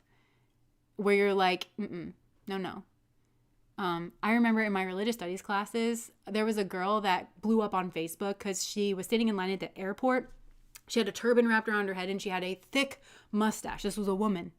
And everybody sent that picture around. It spread like wildfire. Everybody's making fun of her. And my religious studies teacher was like, we need to understand this. This is a religious thing because I can't remember which religion she was a part of, but they believe very strongly that you come in the body that you come in to for a very specific reason and that you should not alter that, like appearance at all, in order to like work through the karma that you're working through. And I remember thinking, she is so brave. She is really brave. And I prayed for her that night. I was like, please God, give her all the blessings in the world because that is a strong person. And she is really trying. And my teacher was like, what do you think about that? Like, if that were you, would you shave your mustache? Like, what if your entire like religion, what if you really in your heart felt that you should not shave it, even though you knew people were going to make fun of you? And that just really stuck with me. And I feel like for some of you, you're in a body or like you have certain traits that people don't understand. And it's teaching you radical love and radical self-acceptance and how not to give up on yourself. But yeah, some of you have to like kind of make that space for yourself. And you'll be surprised. I'm seeing the 7 of Wands now in one of my decks where like the 7th wand stands out. Like you're meant to maybe stand out. So some of you maybe feel like you have a mission or something to stand out. And so you were actually given traits or like a body that actually makes you stand out. And you're seeing that as a bad thing. But actually, that's the key to your star power. That's the key to like you standing out. So don't be afraid. I just heard, oh, don't be afraid. Take my hand. Don't be afraid. Oh, this is beautiful. You definitely have like some kind of beautiful energy. Some of you just I just heard take up your cross and follow me.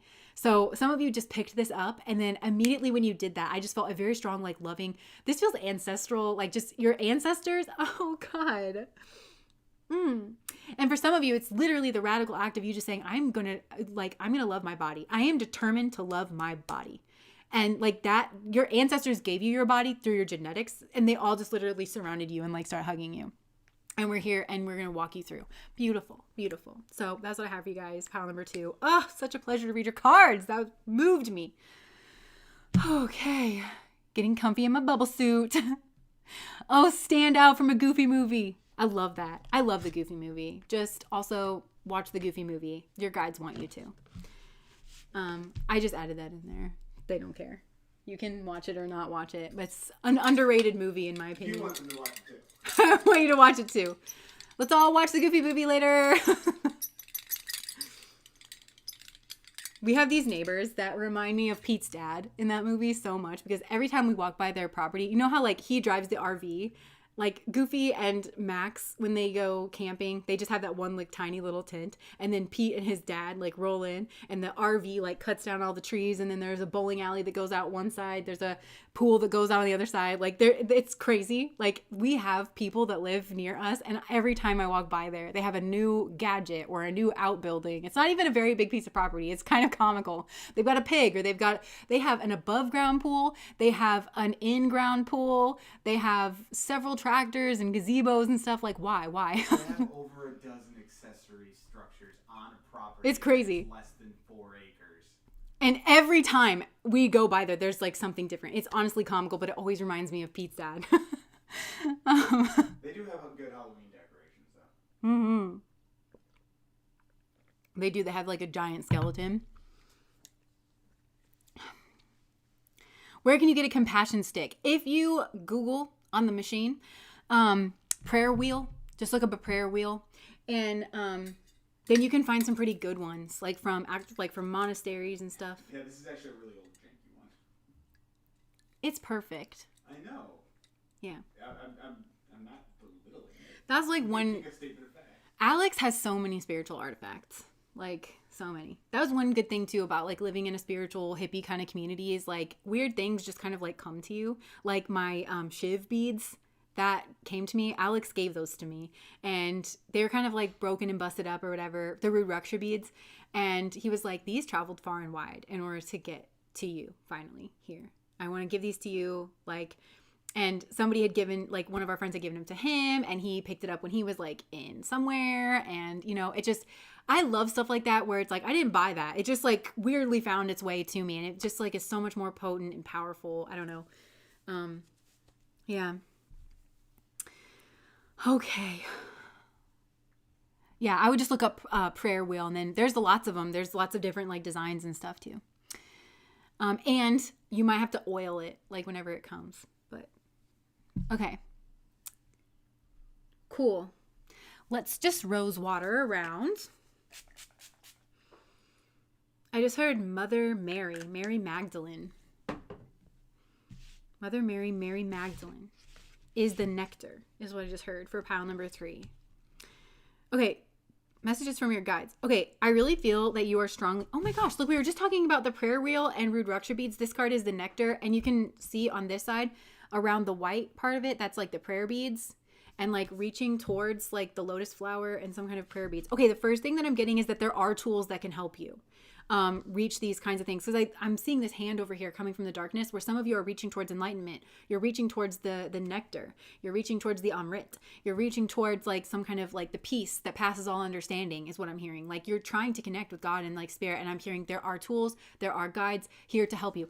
Some of the tools are in the ethers. Like there are certain guides that you can like petition. And I'm hearing like just please connect me with the bodhisattvas. Please connect me with like these mantras, or like please help like alight my path, you know, protect me on this journey. Like you see me calling out for you, like help me, you know. And I think that you may actually be drawn to using certain tools, certain like whether it is the rose water or connecting with a certain deity at a certain time or some kind of certain energy. You'll be curious to go to a certain temple or whatever. And you should pay attention to those impulses, not blindly, because also there are things that will throw you off of a spiritual path. And I don't say that to make you afraid, okay? I just say that to make you aware and to make you conscious and to know that like all that glitters isn't always gold. And you know, like there's plenty of people that try to take advantage, but you're on the threshold of some kind of like spiritual awakening is really what I'm getting. You're right on the threshold. They see you like reaching out, but I'm literally seeing somebody, like I'm seeing the striving and I'm seeing like the reaching, and I'm seeing somebody then like just sit in like lotus position and just like start meditating. And I'm seeing somebody come and put a dot on your forehead. Yeah. Like you're not to strive outside of yourself. So any tools that you're called to as well are going to help like purify your space or something, like drawing you within. I just heard bij sounds, which is like mantras. Like they have certain bij sounds. You could be drawn into like certain bij sounds or certain mantras. Oh my gosh, Lord, prepare me to be a sanctuary. So that one's mine, and it's funny because I've been singing that randomly. Like, I've just been singing it. And I always love that song. Like, since I was a kid in church, I've always, like, really connected to it. And even when every time I would sing it, even as a kid, I would just, like, really connect with, like, my whole heart. It's, like, what I really, really wanted. And that's not, like, technically a mantra. That doesn't come from, like, the Indian traditions. But it resonates with me and my soul. And, you know, it's what I want, and it's this kind of like prayer.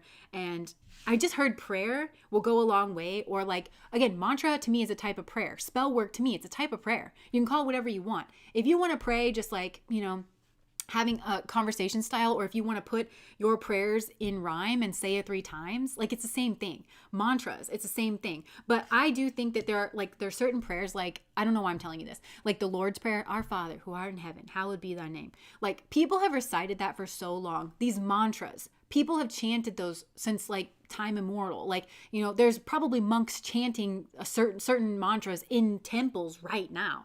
You know, it's so powerful because it's so connected with so many other people, which is why they say you can kind of get into a slipstream energy. They've created the way. Such is the love, is what I'm hearing. Such is the love from these exalted beings, your ancestors. That okay, so I just heard this as well. Some of you might actually be called to the path of monkhood, and I'm hearing monks transcend families, they transcend dynasties, they transcend ancestors to become ancestors to us all. So when they are putting their sounds into the universe and they are connecting with their own paths, it's for us all. They give for us all. Like, such is, I'm just getting goosebumps, and that energy is there for you. I'm hearing that. Like, make an attempt to connect with those energies that have sat up, you know. It's reminding me of, at Omega, there's this time called ecstatic chant where you have different chanters. I don't know what you would call them. What do you call them? You have these different, they chant, and they go all weekend. So they have a spring chant, ecstatic chant, and they have a fall ecstatic chant. And literally, like, from Friday, they all take like their shifts, but they do it all through the day and they do it all through the night. And there's always people in there. And like, a lot of times you just fall asleep, like, to the mantras and like to the sounds and everything. So I'm hearing like those kinds of energies, like they're always going and they're like always available. And you can connect in like with that space, that healing space, like the nectar, the sweetness. I'm also hearing like connecting with the sweetness, the sweet sides of life. There's also strong feminine energy. I feel like you could have strong feminine guidance and support. And once again, I'm hearing Mary Magdalene, because she's like connected to the rose, the smell of the rose. And a lot of times people who work with her pay attention to, I feel like a rose might be a symbol. Oh wait, okay, I just heard the song The River by Garth Brooks. Ever changing as it flows. But a rose might be a symbol, like if you smell roses, or if you see roses, or yeah, that might be a lot of people, when they connect with Mary Magdalene, they smell roses when they're meditating. That's like a phenomenon that like people have. Okay, let's see here. This is just, yeah, feminine guidance. Maybe this is, okay, shadow, to help you with your shadow and to protect you. Oh my gosh, I'm seeing Galadriel again. I think I saw that last time, where she's like, here's a light for when all other lights go out. I'm literally seeing somebody has put their hands on you. This to me feels like in a past life. This is crazy. Somebody has put their hands on you in a past lifetime and blessed you in such a way. I'm literally seeing somebody wrap their hands around your crown chakra, like kiss you, bless you, and say like, this is a light for when all other lights go out. And I am hearing Kali Yuga, and like we are in the Kali Yuga now, and like we're some people say we're in it, some people say we're coming out of it, but it's like this is this energy of like in all darkness, and this flower is like getting ready to bloom. And you might actually, like, when you connect with this, you may actually feel like this energy kind of like, I don't know. And rose, oh my gosh, I've been spraying this above my crown. So maybe you want to do that. I don't know. Yeah. So, and I'm hearing, do not fear. I walk with you through darkness. This is the love that like surpasses everything. This is like, to me, this is like the love of the ascended masters, whether it's like Jesus or Buddha or Muhammad, any of these people that brave these conditions, Ramana, to bring their light bringers. They bring the light to us. This is here. I'm hearing like they're trying to fortify you. They're like, don't be afraid, little one. That's what I just heard. Don't be afraid. I'm with you always. You are at the beginning. There's an initiation going on. They're waiting to initiate you. You've reached out. Some of you, like, you've called for some kind of assistance here. There's somebody watching you as well that maybe the shadow. There's some kind of fear. I think there's a person around you, though, that does not want this, does not want you to elevate out of their level of consciousness, because they want to selfishly kind of hold on to your energy. And yeah, look at this. I just knew that. Like, look, codependency. Look at that. Ugh, this card always gives me the EBGBs as well.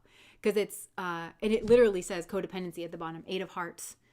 And somebody here is like clinging, and then he doesn't even look like he's there. He just looks checked out and like looking from a distance. But it's like the clinging. Ugh, I just really don't like that. So, it's like, yeah, I think for a while your spirituality has felt like it's in two different realms. Like this is the two of trees. Like I'm seeing the two of pentacles. You know, it's like one thing is over here and the other thing is over here, and you've had to keep a certain part of yourself separate because some of you are in a relationship where this part of yourself is not allowed, or it's not accepted, or this could even be like family or something here.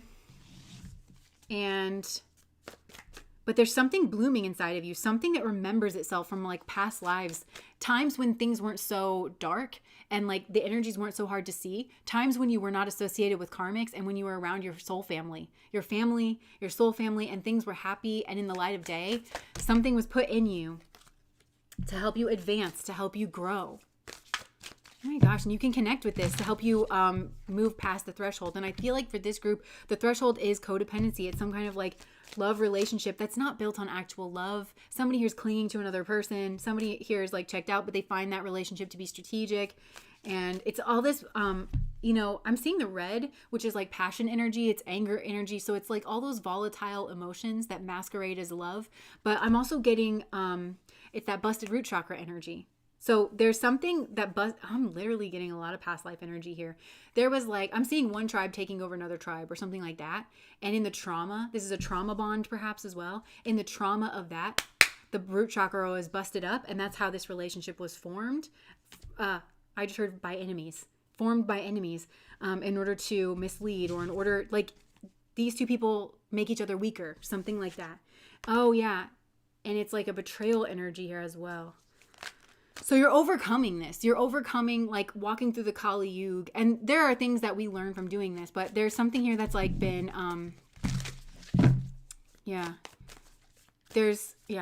So you're reaching out and you're connecting with something else. What do you guys want to say about this? Don't marry for advancement. Don't partner up for advancement. Watch where you place your loyalty. Loyalty is a beautiful thing. Watch where you place it. Where you place it, you should keep it. So watch where you place it. Watch why you place it. Watch with who you place it.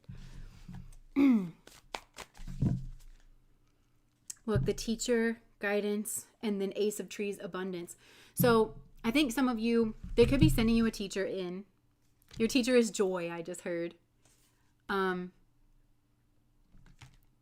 And okay, this teacher is going to plant a seed in you that at first you may not understand, but it's going to grow and it's going to take root, powerful root. And then you're going to receive a boon, and it's going to be a breakthrough moment, and it's going to be that Wheel of Fortune moment. And I think it's going to cut you free from some kind of negative. Yeah. And it's going to be a tower moment for whoever else was here, but there's real binding. I just heard binding magic, binding energy with this other person. Yeah. But okay, let's go back to like for some of you, there is a relationship, a codependent relationship that is blocking the nectar. It's blocking the nectar. But this could be a codependent relationship on, I don't know, take that however it resonates. What else do you guys want to say here?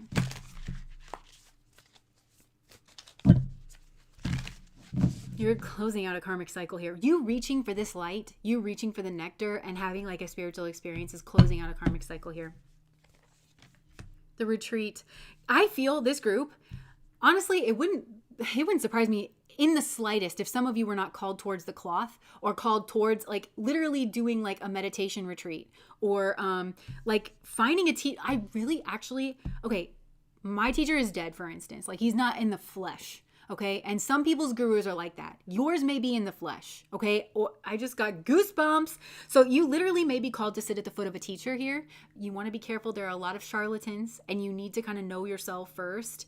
I don't know, like, I feel like there'll be more guidance to come to like help you with that. But look, retreat, meditation. Some of you literally like going on a meditation retreat. This is hermit energy. So you may be called to spend like large swaths of time alone. You may actually find that that's where you are most happy. Some of you, I'm literally getting, it's like you will do something like regularly. This could even like, you could go to this again, like ecstatic chant at Omega. And I'm not like suggesting that for people, by the way, but, and it happens every year, and you go every year. Like there could be something that you go to every single year, but look at this mesa. Like for some of you, there's like a place maybe in the desert, or somewhere where it's desolate. So for some of you, it's something here like that, where you can go and be alone with yourself and with God, or you're being invited to do that. Yeah, to connect with like your intuition. This is strong spiritual energy. Some of you, you're being really called on a spiritual path, like, but this is the spiritual path of the hermit. This is the spiritual path of like a genuine spiritual seeker, of meditating, of like mala beads, of actually like doing your repetitions, like kind of taking yourself seriously in that regard. And that's there's a lot of blessing energy that's coming through. And some of you, maybe you're on the threshold of deciding like, is this the path for you or not? So some of you, I think this is like with a codependent relationship. Like, am I going to leave and be alone? And I think you feel more and more called to do that because you know that you can't pursue like your highest vibrational path and like your highest vibrational self, like in a codependent relationship dynamic. Some of you know that. But for others of you, I think that you are actually thinking about leaving traditional society and you're wondering if that's like the path for you. And I'm hearing you'll never know if you never try. And I know like a lot of monasteries and things you don't have to take your vows immediately. Like some, you can go, you can do seva, that kind of thing. You can spend time there. You can take retreats there, lessons there before you actually pledge yourself to see if like that's something that you want to do. Oh, when the student is ready, the teacher appears. Just ask the universe. So true.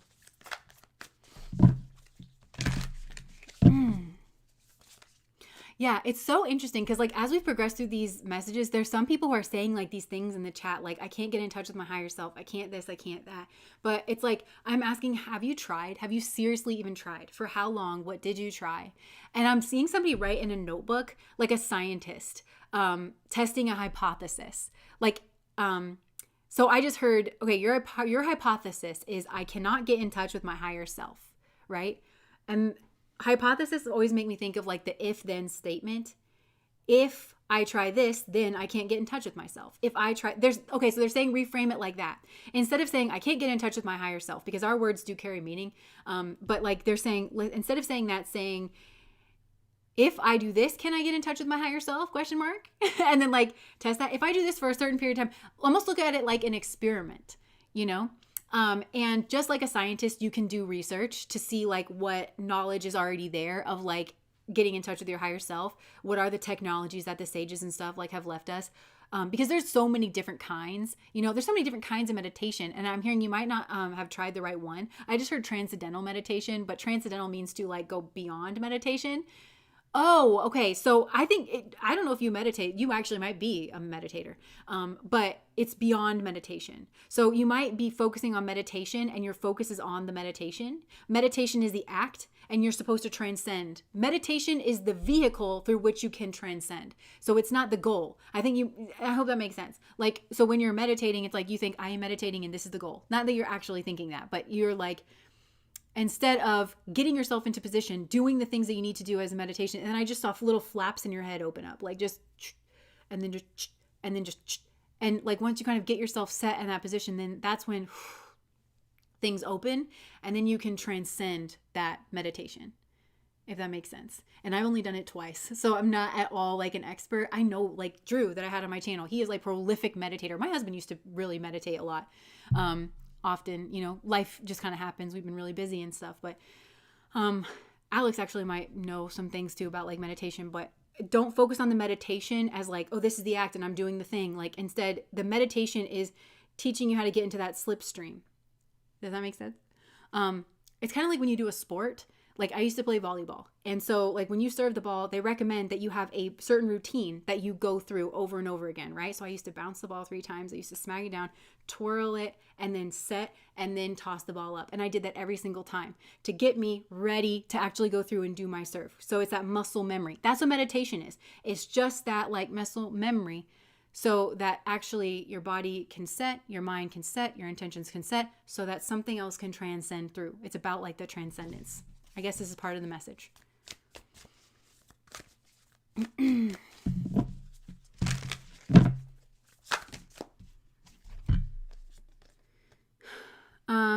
Choices in terms of a union.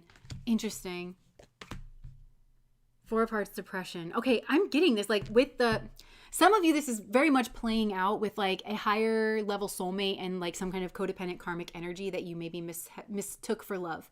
I'm hearing don't discount that as the lesson. Like, even if you feel like you partnered up with a karmic energy, you're stuck in a codependent relationship, you don't know if you should leave or not, like, please don't negate all the lessons that you've learned. It's a harder way of learning. It's a less comfortable way of learning, but you're still learning the same things that you could have learned with that like higher soulmate. Just like I was saying about meditation. Oh, I get it. They're using a relationship. See how these are so paralleled?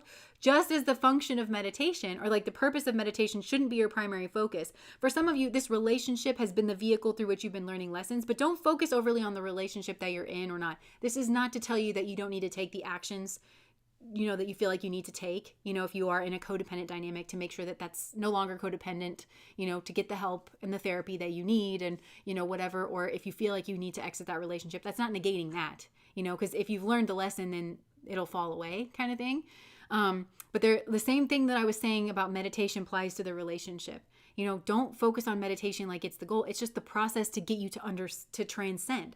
That's what's going on with these relationships. They're both vehicles to help you transcend. So I feel like some of you are feeling dismayed at like the choices here of a union, but yoga means union. So I'm hearing like that yogic lifestyle, the eightfold path, how you unite and what you unite with. So see how it's mirrored in the sage is what I'm seeing. And like them choosing a path to like unite with like God specifically. God has always been the soulmate. And again, there are relationships that can be very high vibrational and lead you like along that way, but it's helping you to like reunite with God. But there could be some sadness about uniting with a soulmate that's leading to depression. But again, I'm hearing like that depression is the way. Look, hope, the star, and I'm hearing hope heals. Hope for acceptance. Hope for acceptance and balancing out after a painful ending. So some of you, I think, feel that you need to break away from somebody. And this doesn't even have to be a romantic relationship, but there's somebody here that, you might have mistaken this for love. And I think you certainly don't want to hurt this person, but you're realizing that look at this teacher energy.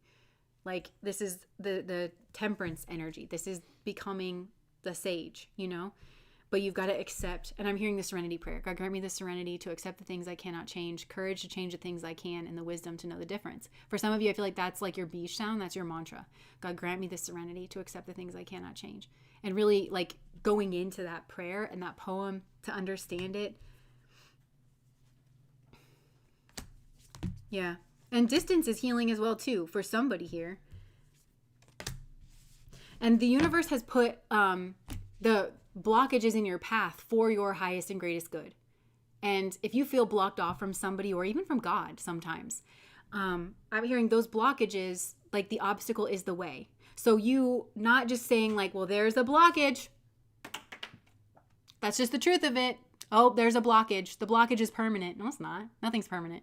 So you came upon a blockage. That's one way to look at it. But the obstacle is the way. The obstacle is the teacher. And some of you are going to have a teacher that's going to help you understand that. The obstacle is the teacher. Do not fear it. Do not shy away from it. Do not demonize it. We respect our teachers in the spiritual community. Yes, we do. A lot of boon energy comes from supporting your teachers and it's like considered the highest honor if you can take care of your teacher through their death experience. If you support a spiritual teacher, you are supporting God, you're supporting the universe. And so I'm hearing that obstacle, I'm literally getting goosebumps. That obstacle is your teacher. The obstacle is the way. So treat it as your teacher. What are you teaching me? What should I know? Namaste. Like I recognize the divinity in this. So you being able to go figure out how to untangle the obstacle, move around the obstacle, get to know the obstacle. If you do that and you can figure out how to remove it, then it also, that teacher causes an alchemical process within you, right? Causes an alchemical process within you.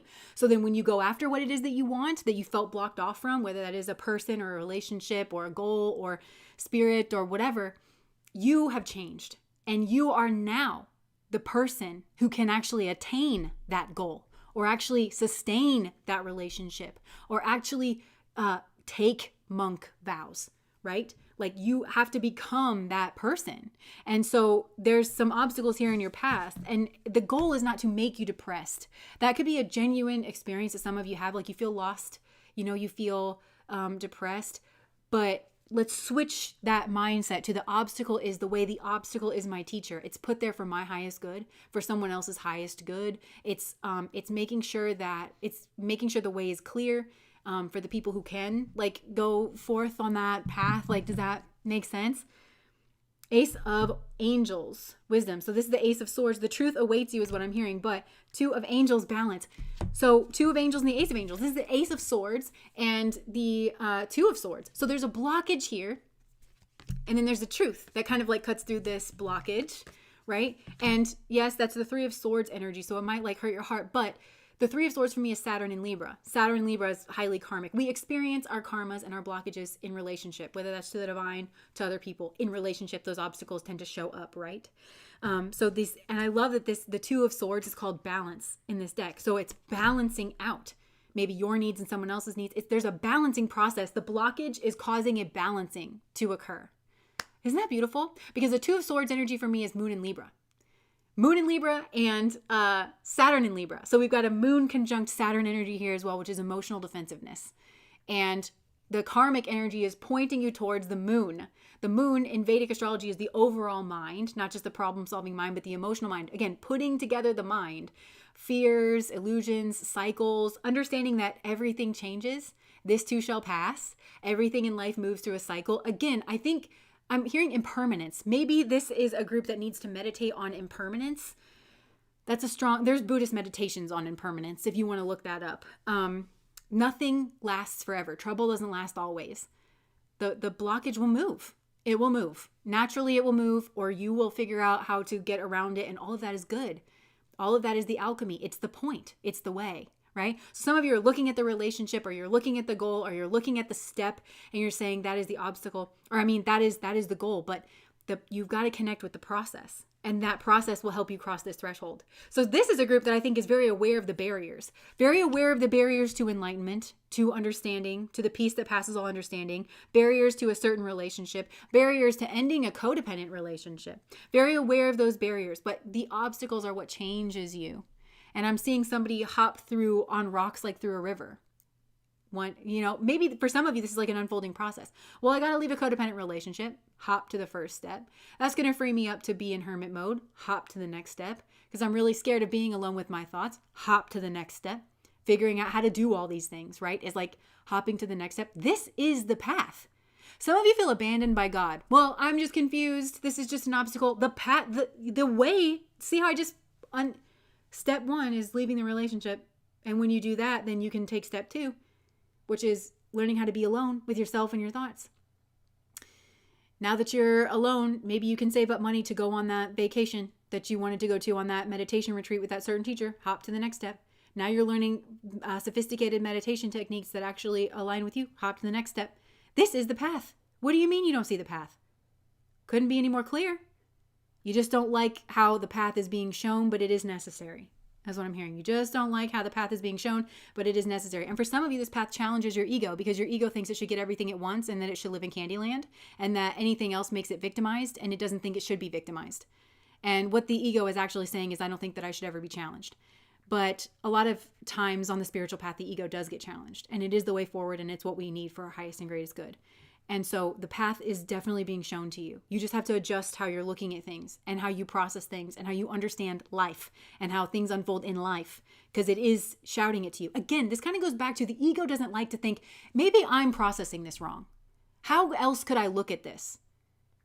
And, instead the ego likes to get agitated. It gets in defensive mode, and it's like, you're fucked up, and you're wrong, and this and that, And that's fine. Sometimes we need to say that to other people, but always make sure you've run your checks on yourself first. always, right? So, yeah. Okay. I've had thousands of ego deaths at this point. The way is God. Yes. My ego does want to live inside of Willy Wonka's chocolate factory. I think life is a journey of getting lost and being found. Yeah. And the other thing, that's what I've come to realize too, is life is an alchemical process. And I think when we're in it, because it can feel so disorienting and so scary, that we want there to be a finish line, and we want there to be a goal. But just like somebody says, I've had 1,000 deaths. There are 1,000 finish lines. There are 1,000 million bajillion goals. Life is the Kobayashi Maru. There is no right answer all the time. You're never going to like fully win. It's just seeing it for what it is. And acceptance is that big word. That's ultimately, in my opinion, the spiritual path will spit you out at acceptance. You will sit right in the hole of all that is, knowing that you can't really change it. Right? There's cycles upon cycles that are unfolding all around you. And it's connected to infinity. It's connected to God. It's connected to yourself. It's connected to other beings that also have their sovereignty and also have their free will. And it keeps everything in this like cycle. And you are sit in the middle of it. And that to me is the world card. It is the ultimate Saturnian completion moment where you just accept that it is what it is, that maybe the entire time it wasn't about achieving this or that. It will be for a time, and that will be correct, and that will be your right path. But you will just come to terms with the fact that life is what it is, and life is experiential. It's a knowing, it's an experience, right? It's knowing that it can turn out differently every time because there's an infinite number of variables that are not within our control here. That's what we come to experience. I think we come to be humbled. I think that we come to experience limit and aging and suffering. Life is suffering, as the Buddha said, right? Because here we are encased in bodies that are inherently limited, that naturally decay and will ultimately die. Life is the experience of not being an eternal, immortal being, which you are, and you need to come here if you're going to have that experience at all. And to be able to understand what being immortal and being healthy and being vibrant and always being connected to God actually is. It's to experience the opposite of that when we are here in life. And to have to make that concerted effort to reunite, to unionize ourselves with God. We learn a lot about ourselves. We learn a lot about life in its absence, God in its absence, and in reforming consciously and connecting consciously back with that. And that is just the point. And we do that through an infinite number of experiences. So don't narrow in and don't make things too black and white and too, like I said, there's 1,000 finish lines, and you can incarnate here forever and not, and keep learning more lessons. There's the ultimate lesson, which is what we call enlightenment and realization, which is that you are one with all things, even though you have an experience of being an individual and being separate. And I think you have to master that here to like exit that karmic cycle of birth and death. I think once you understand that, you can still come here, you can learn, you can have an immense number of experiences. Yeah. Yes.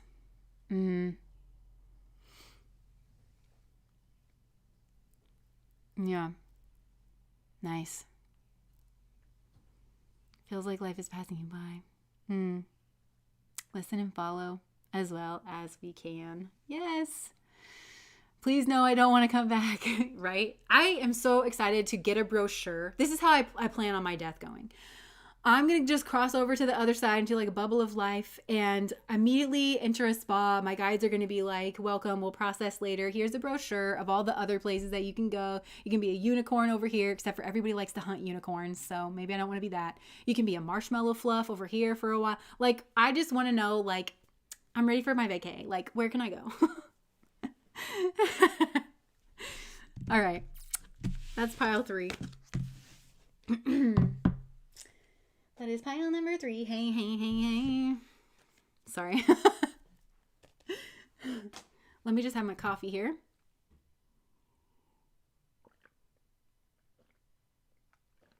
Look at all this love in the chat. So much love in the chat.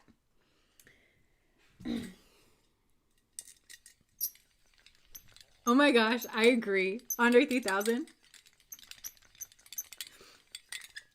I mean, all of us. Probably something horrible is going to come out about him now that we said that. But like, he's so creative. I've thought that too. I think, yeah. All right.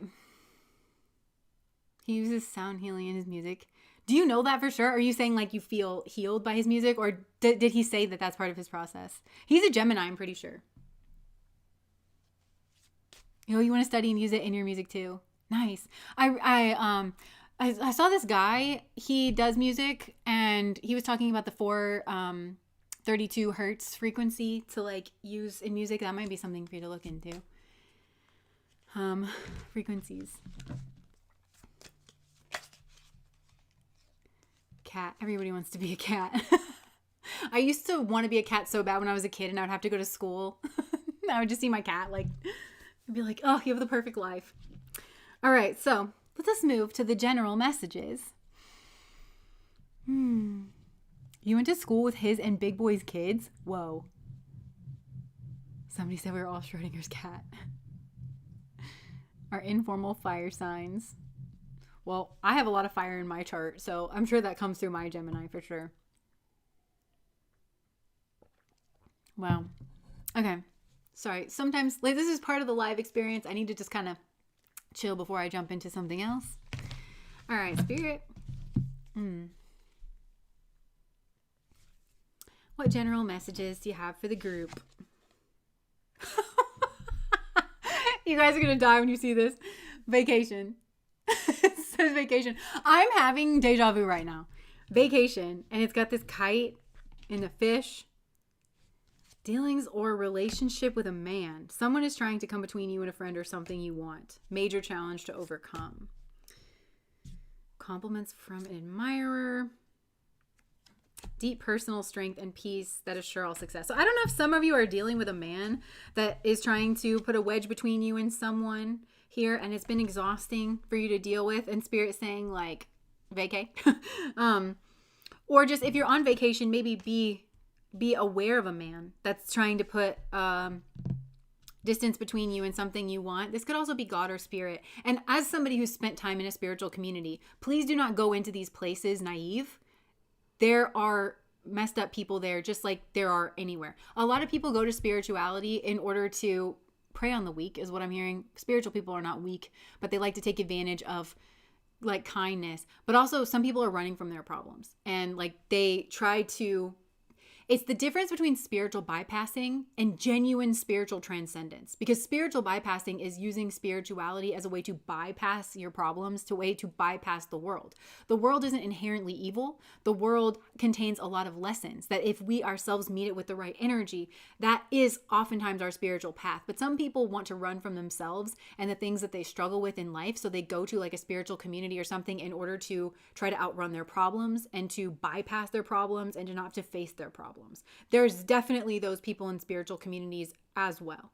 And that's so much different than using spirituality to move through what the world has to offer, not bypass it, and actually transcend that energy. And so there may be a man here, someone working against you behind your back. Ugh, Spirit. Who is this person? This person... Okay, so we have the whale card and it says great worry over nothing. And so I don't think that means that you have great worry over nothing. This man may have great worry over nothing. Maybe that's why he's trying to, I don't know. I don't know what this whale energy is. An unsuccessful outcome to a problem. I don't think this man is going to be successful in what he's doing. I think that you're being encouraged to just be aware and like butterfly, a change for the better, taking a vacation physically or mentally. It's the second time we have vacation here. Look, love, a love vacation. So some of you may find love on vacation. I've gotten that message before, but for some, there may be a man who's like working behind your back here as well, trying to drive a wedge. I don't understand that. I think these are two separate energies. So just be aware. Who is good fortune and reconciliation. This man may be thinking that they can reconcile with you and gain good fortune.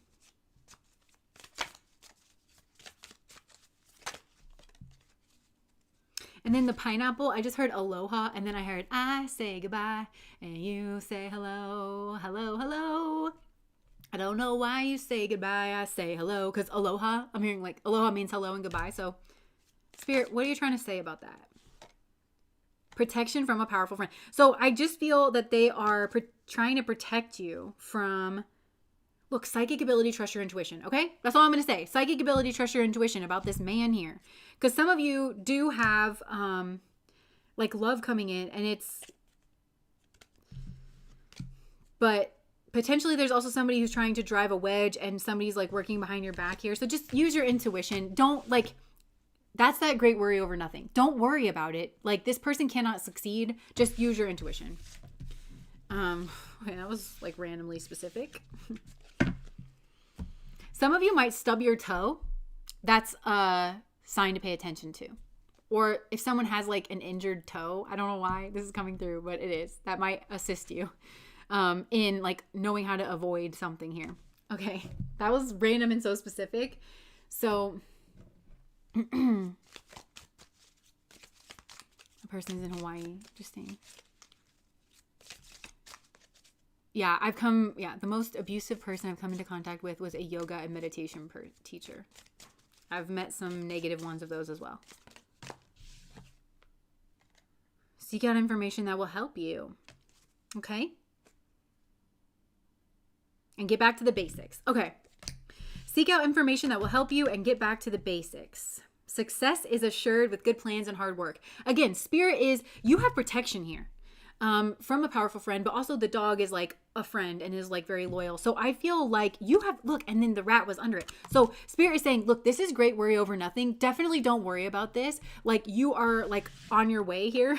Seek out any information that would help you. So like tie up loose ends. If there's something that if you can seek out information, do seek out information about somebody, and just get back to the basics. And I think this is like your spiritual basics here as well. Okay. Let's leave that behind. Okay, new message, spirit. Maybe get a new deck.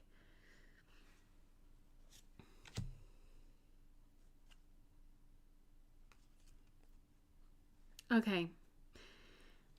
So we've got the barrel energy that came out. You feel something is lacking in your life, perhaps love, money, or goals. And then at the bottom of the deck, it says you should accept valid criticism. This might have to do with a career, a stubborn or aggressive person.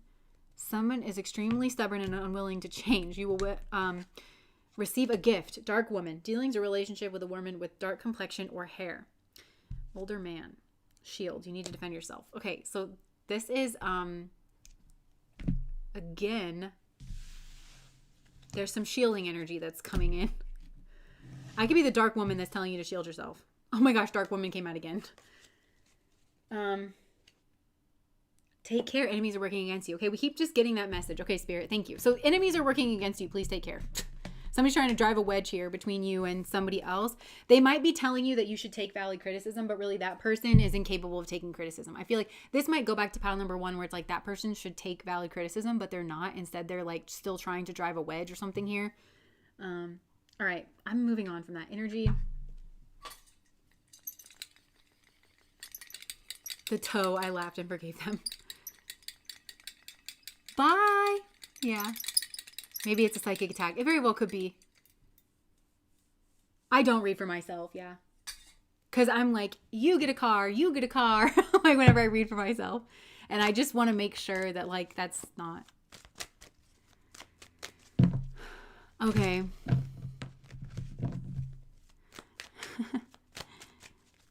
Okay. Do we avoid the person with... I think so. I think the toe thing is like, pay attention. But honestly, you have to be careful with this kind of stuff, right? Because it's like, the negative energies can listen in as well. So they can fool you, right? But if something like arises, I think, yes. If somebody's like, the toe thing, then that's like very coincidental. But definitely just use your intuition. Okay, so use your intuition, seek out information as needed, and get back to basics. I feel like that at the very least. But yeah, for most of you, I think that's like a sign that like there was hi Leah, there was an anchor card. It was the threshold card. This one. That was the anchor card. Okay. Oh. All right. Spirit, any other messages?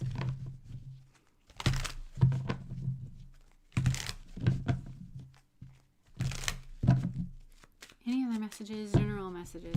New energy, spirit, new energy.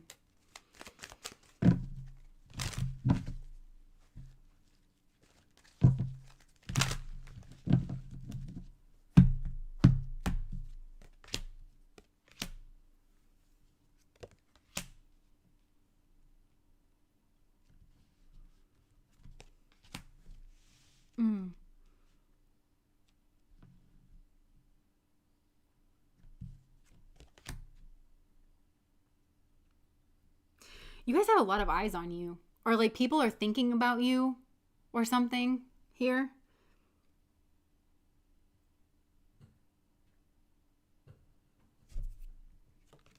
could have walked away from you in the past. I don't know which way this goes. You could have walked away from somebody here in the past, somebody that really came up short on your energy, somebody maybe you felt like you had to defend yourself from, that is now thinking about you and or trying to see what you're up to in some way. They could be taking responsibility, I think, in their energy, or feeling burdened by what it is that they're seeing that you are up to. Or for some of you, somebody walked away from you and now they're regretting what they did. They walked away from you because they were feeling small in some way, or they were trying I just heard deflect, or they were trying to ricochet the pain, or they were trying to protect themselves. And then there could have been like a long-term stagnation process, but somebody here like went through a dark night of the soul, and now they're like returning. They're looking back on your life. They're seeing the truth about the past here in this situation. Some of you, they're seeing you with a child, or like you could have known this person from the past when you were like, I just heard young, dumb, young, and broke, young, dumb, and broke. But yeah, like in the past. So they're seeing the truth here about the past. Oh, look. And they're going, here's that hermit card that's been coming out. And, they are going into hermit mode and building something here. For some of them, it's like they could have spent some time alone. They could have been working on something and then like it kind of fell apart here because they were defending.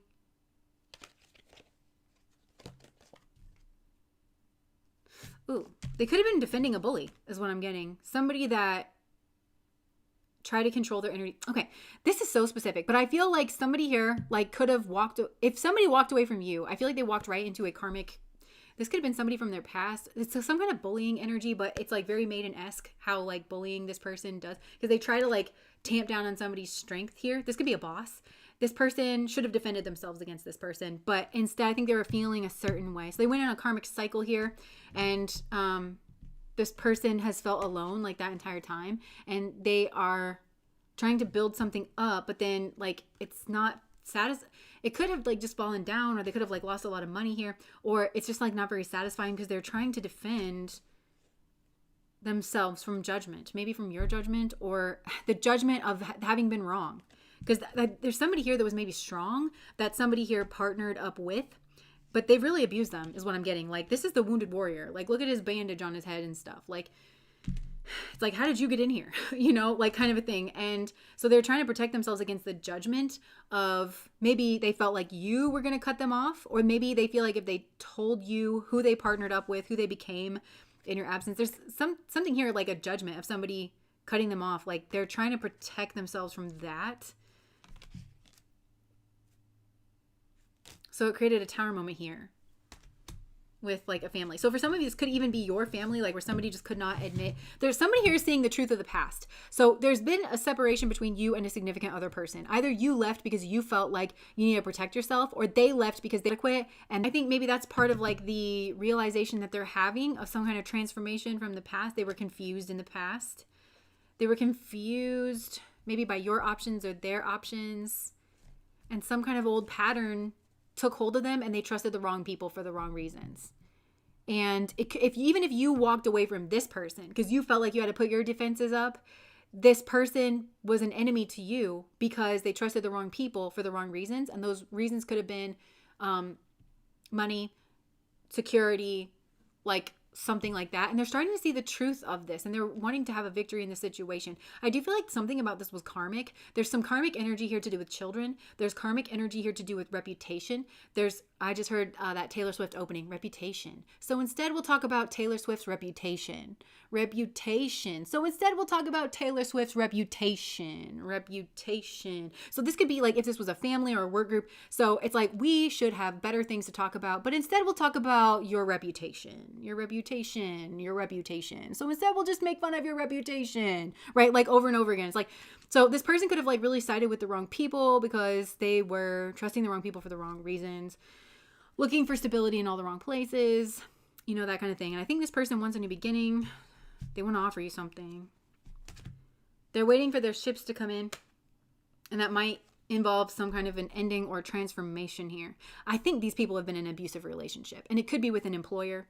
or it could be, take that however it resonates, but there's a bullying person here who controls them very easily, almost like with their eyes closed. And they do it by like this maiden-esque energy, and where they tamp down their lion, and it's for all the wrong reasons. So this person has like just heard emasculating. Maybe this person thought this was you, and then spirit was like, no, you have to know what that.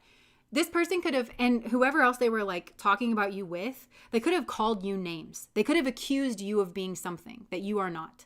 And they misunderstood your energy, and they were really cutting themselves off from wisdom, and they did not feel or find it in their heart, is what I'm hearing, to, they didn't care enough about truth. So this was done not because people thought it was the truth. This was done out of jealousy or envy or feeling small or something like that.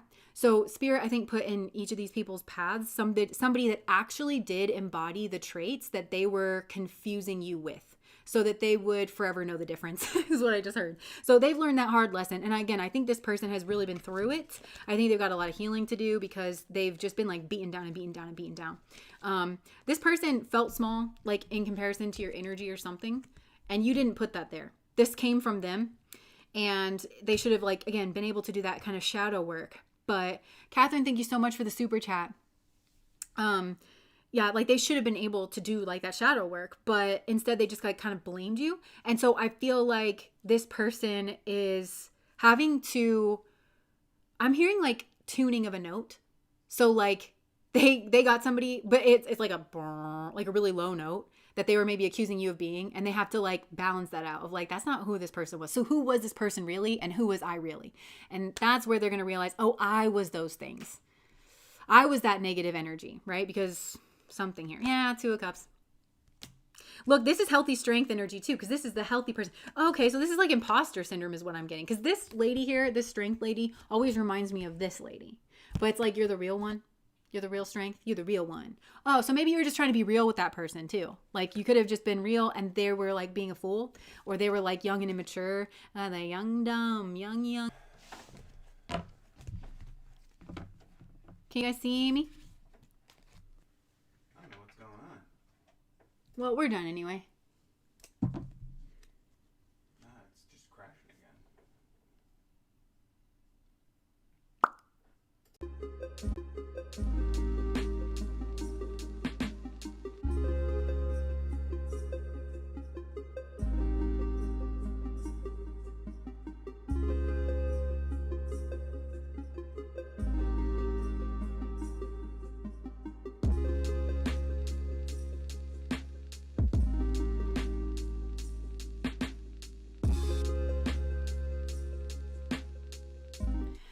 Okay, sorry about that. I think we are back on. Are we, babe? Yep. You're coming through. Okay. So the last thing that I was gonna say is that young, dumb, and broke. So there was somebody younger, there was somebody dumber, and there was somebody broker. And that kind of like mattered and it wasn't always like the same person who was like dumber but younger but broker. Anyways, that was like a little bit that came through in the message. So all right, that's all we really have here. Thank you guys so much for being patrons. It looks like YouTube is still glitching, so we're just gonna wrap this up. We're pretty much at the end anyways, so take that as you will. Sound is going in and out. All right. Well, we're done. So thank you guys for showing up. Happy Friday. I hope you have a really good rest of your week. We have a Patreon video tomorrow. And that is on the blessings and good karmas that are coming in. And if you guys want to buy some candles, I'm your girl. We'll drop the link in the chat. But all right. I think YouTube is glitching. So all right, we'll get off here. Thank you guys for being my people. Bye.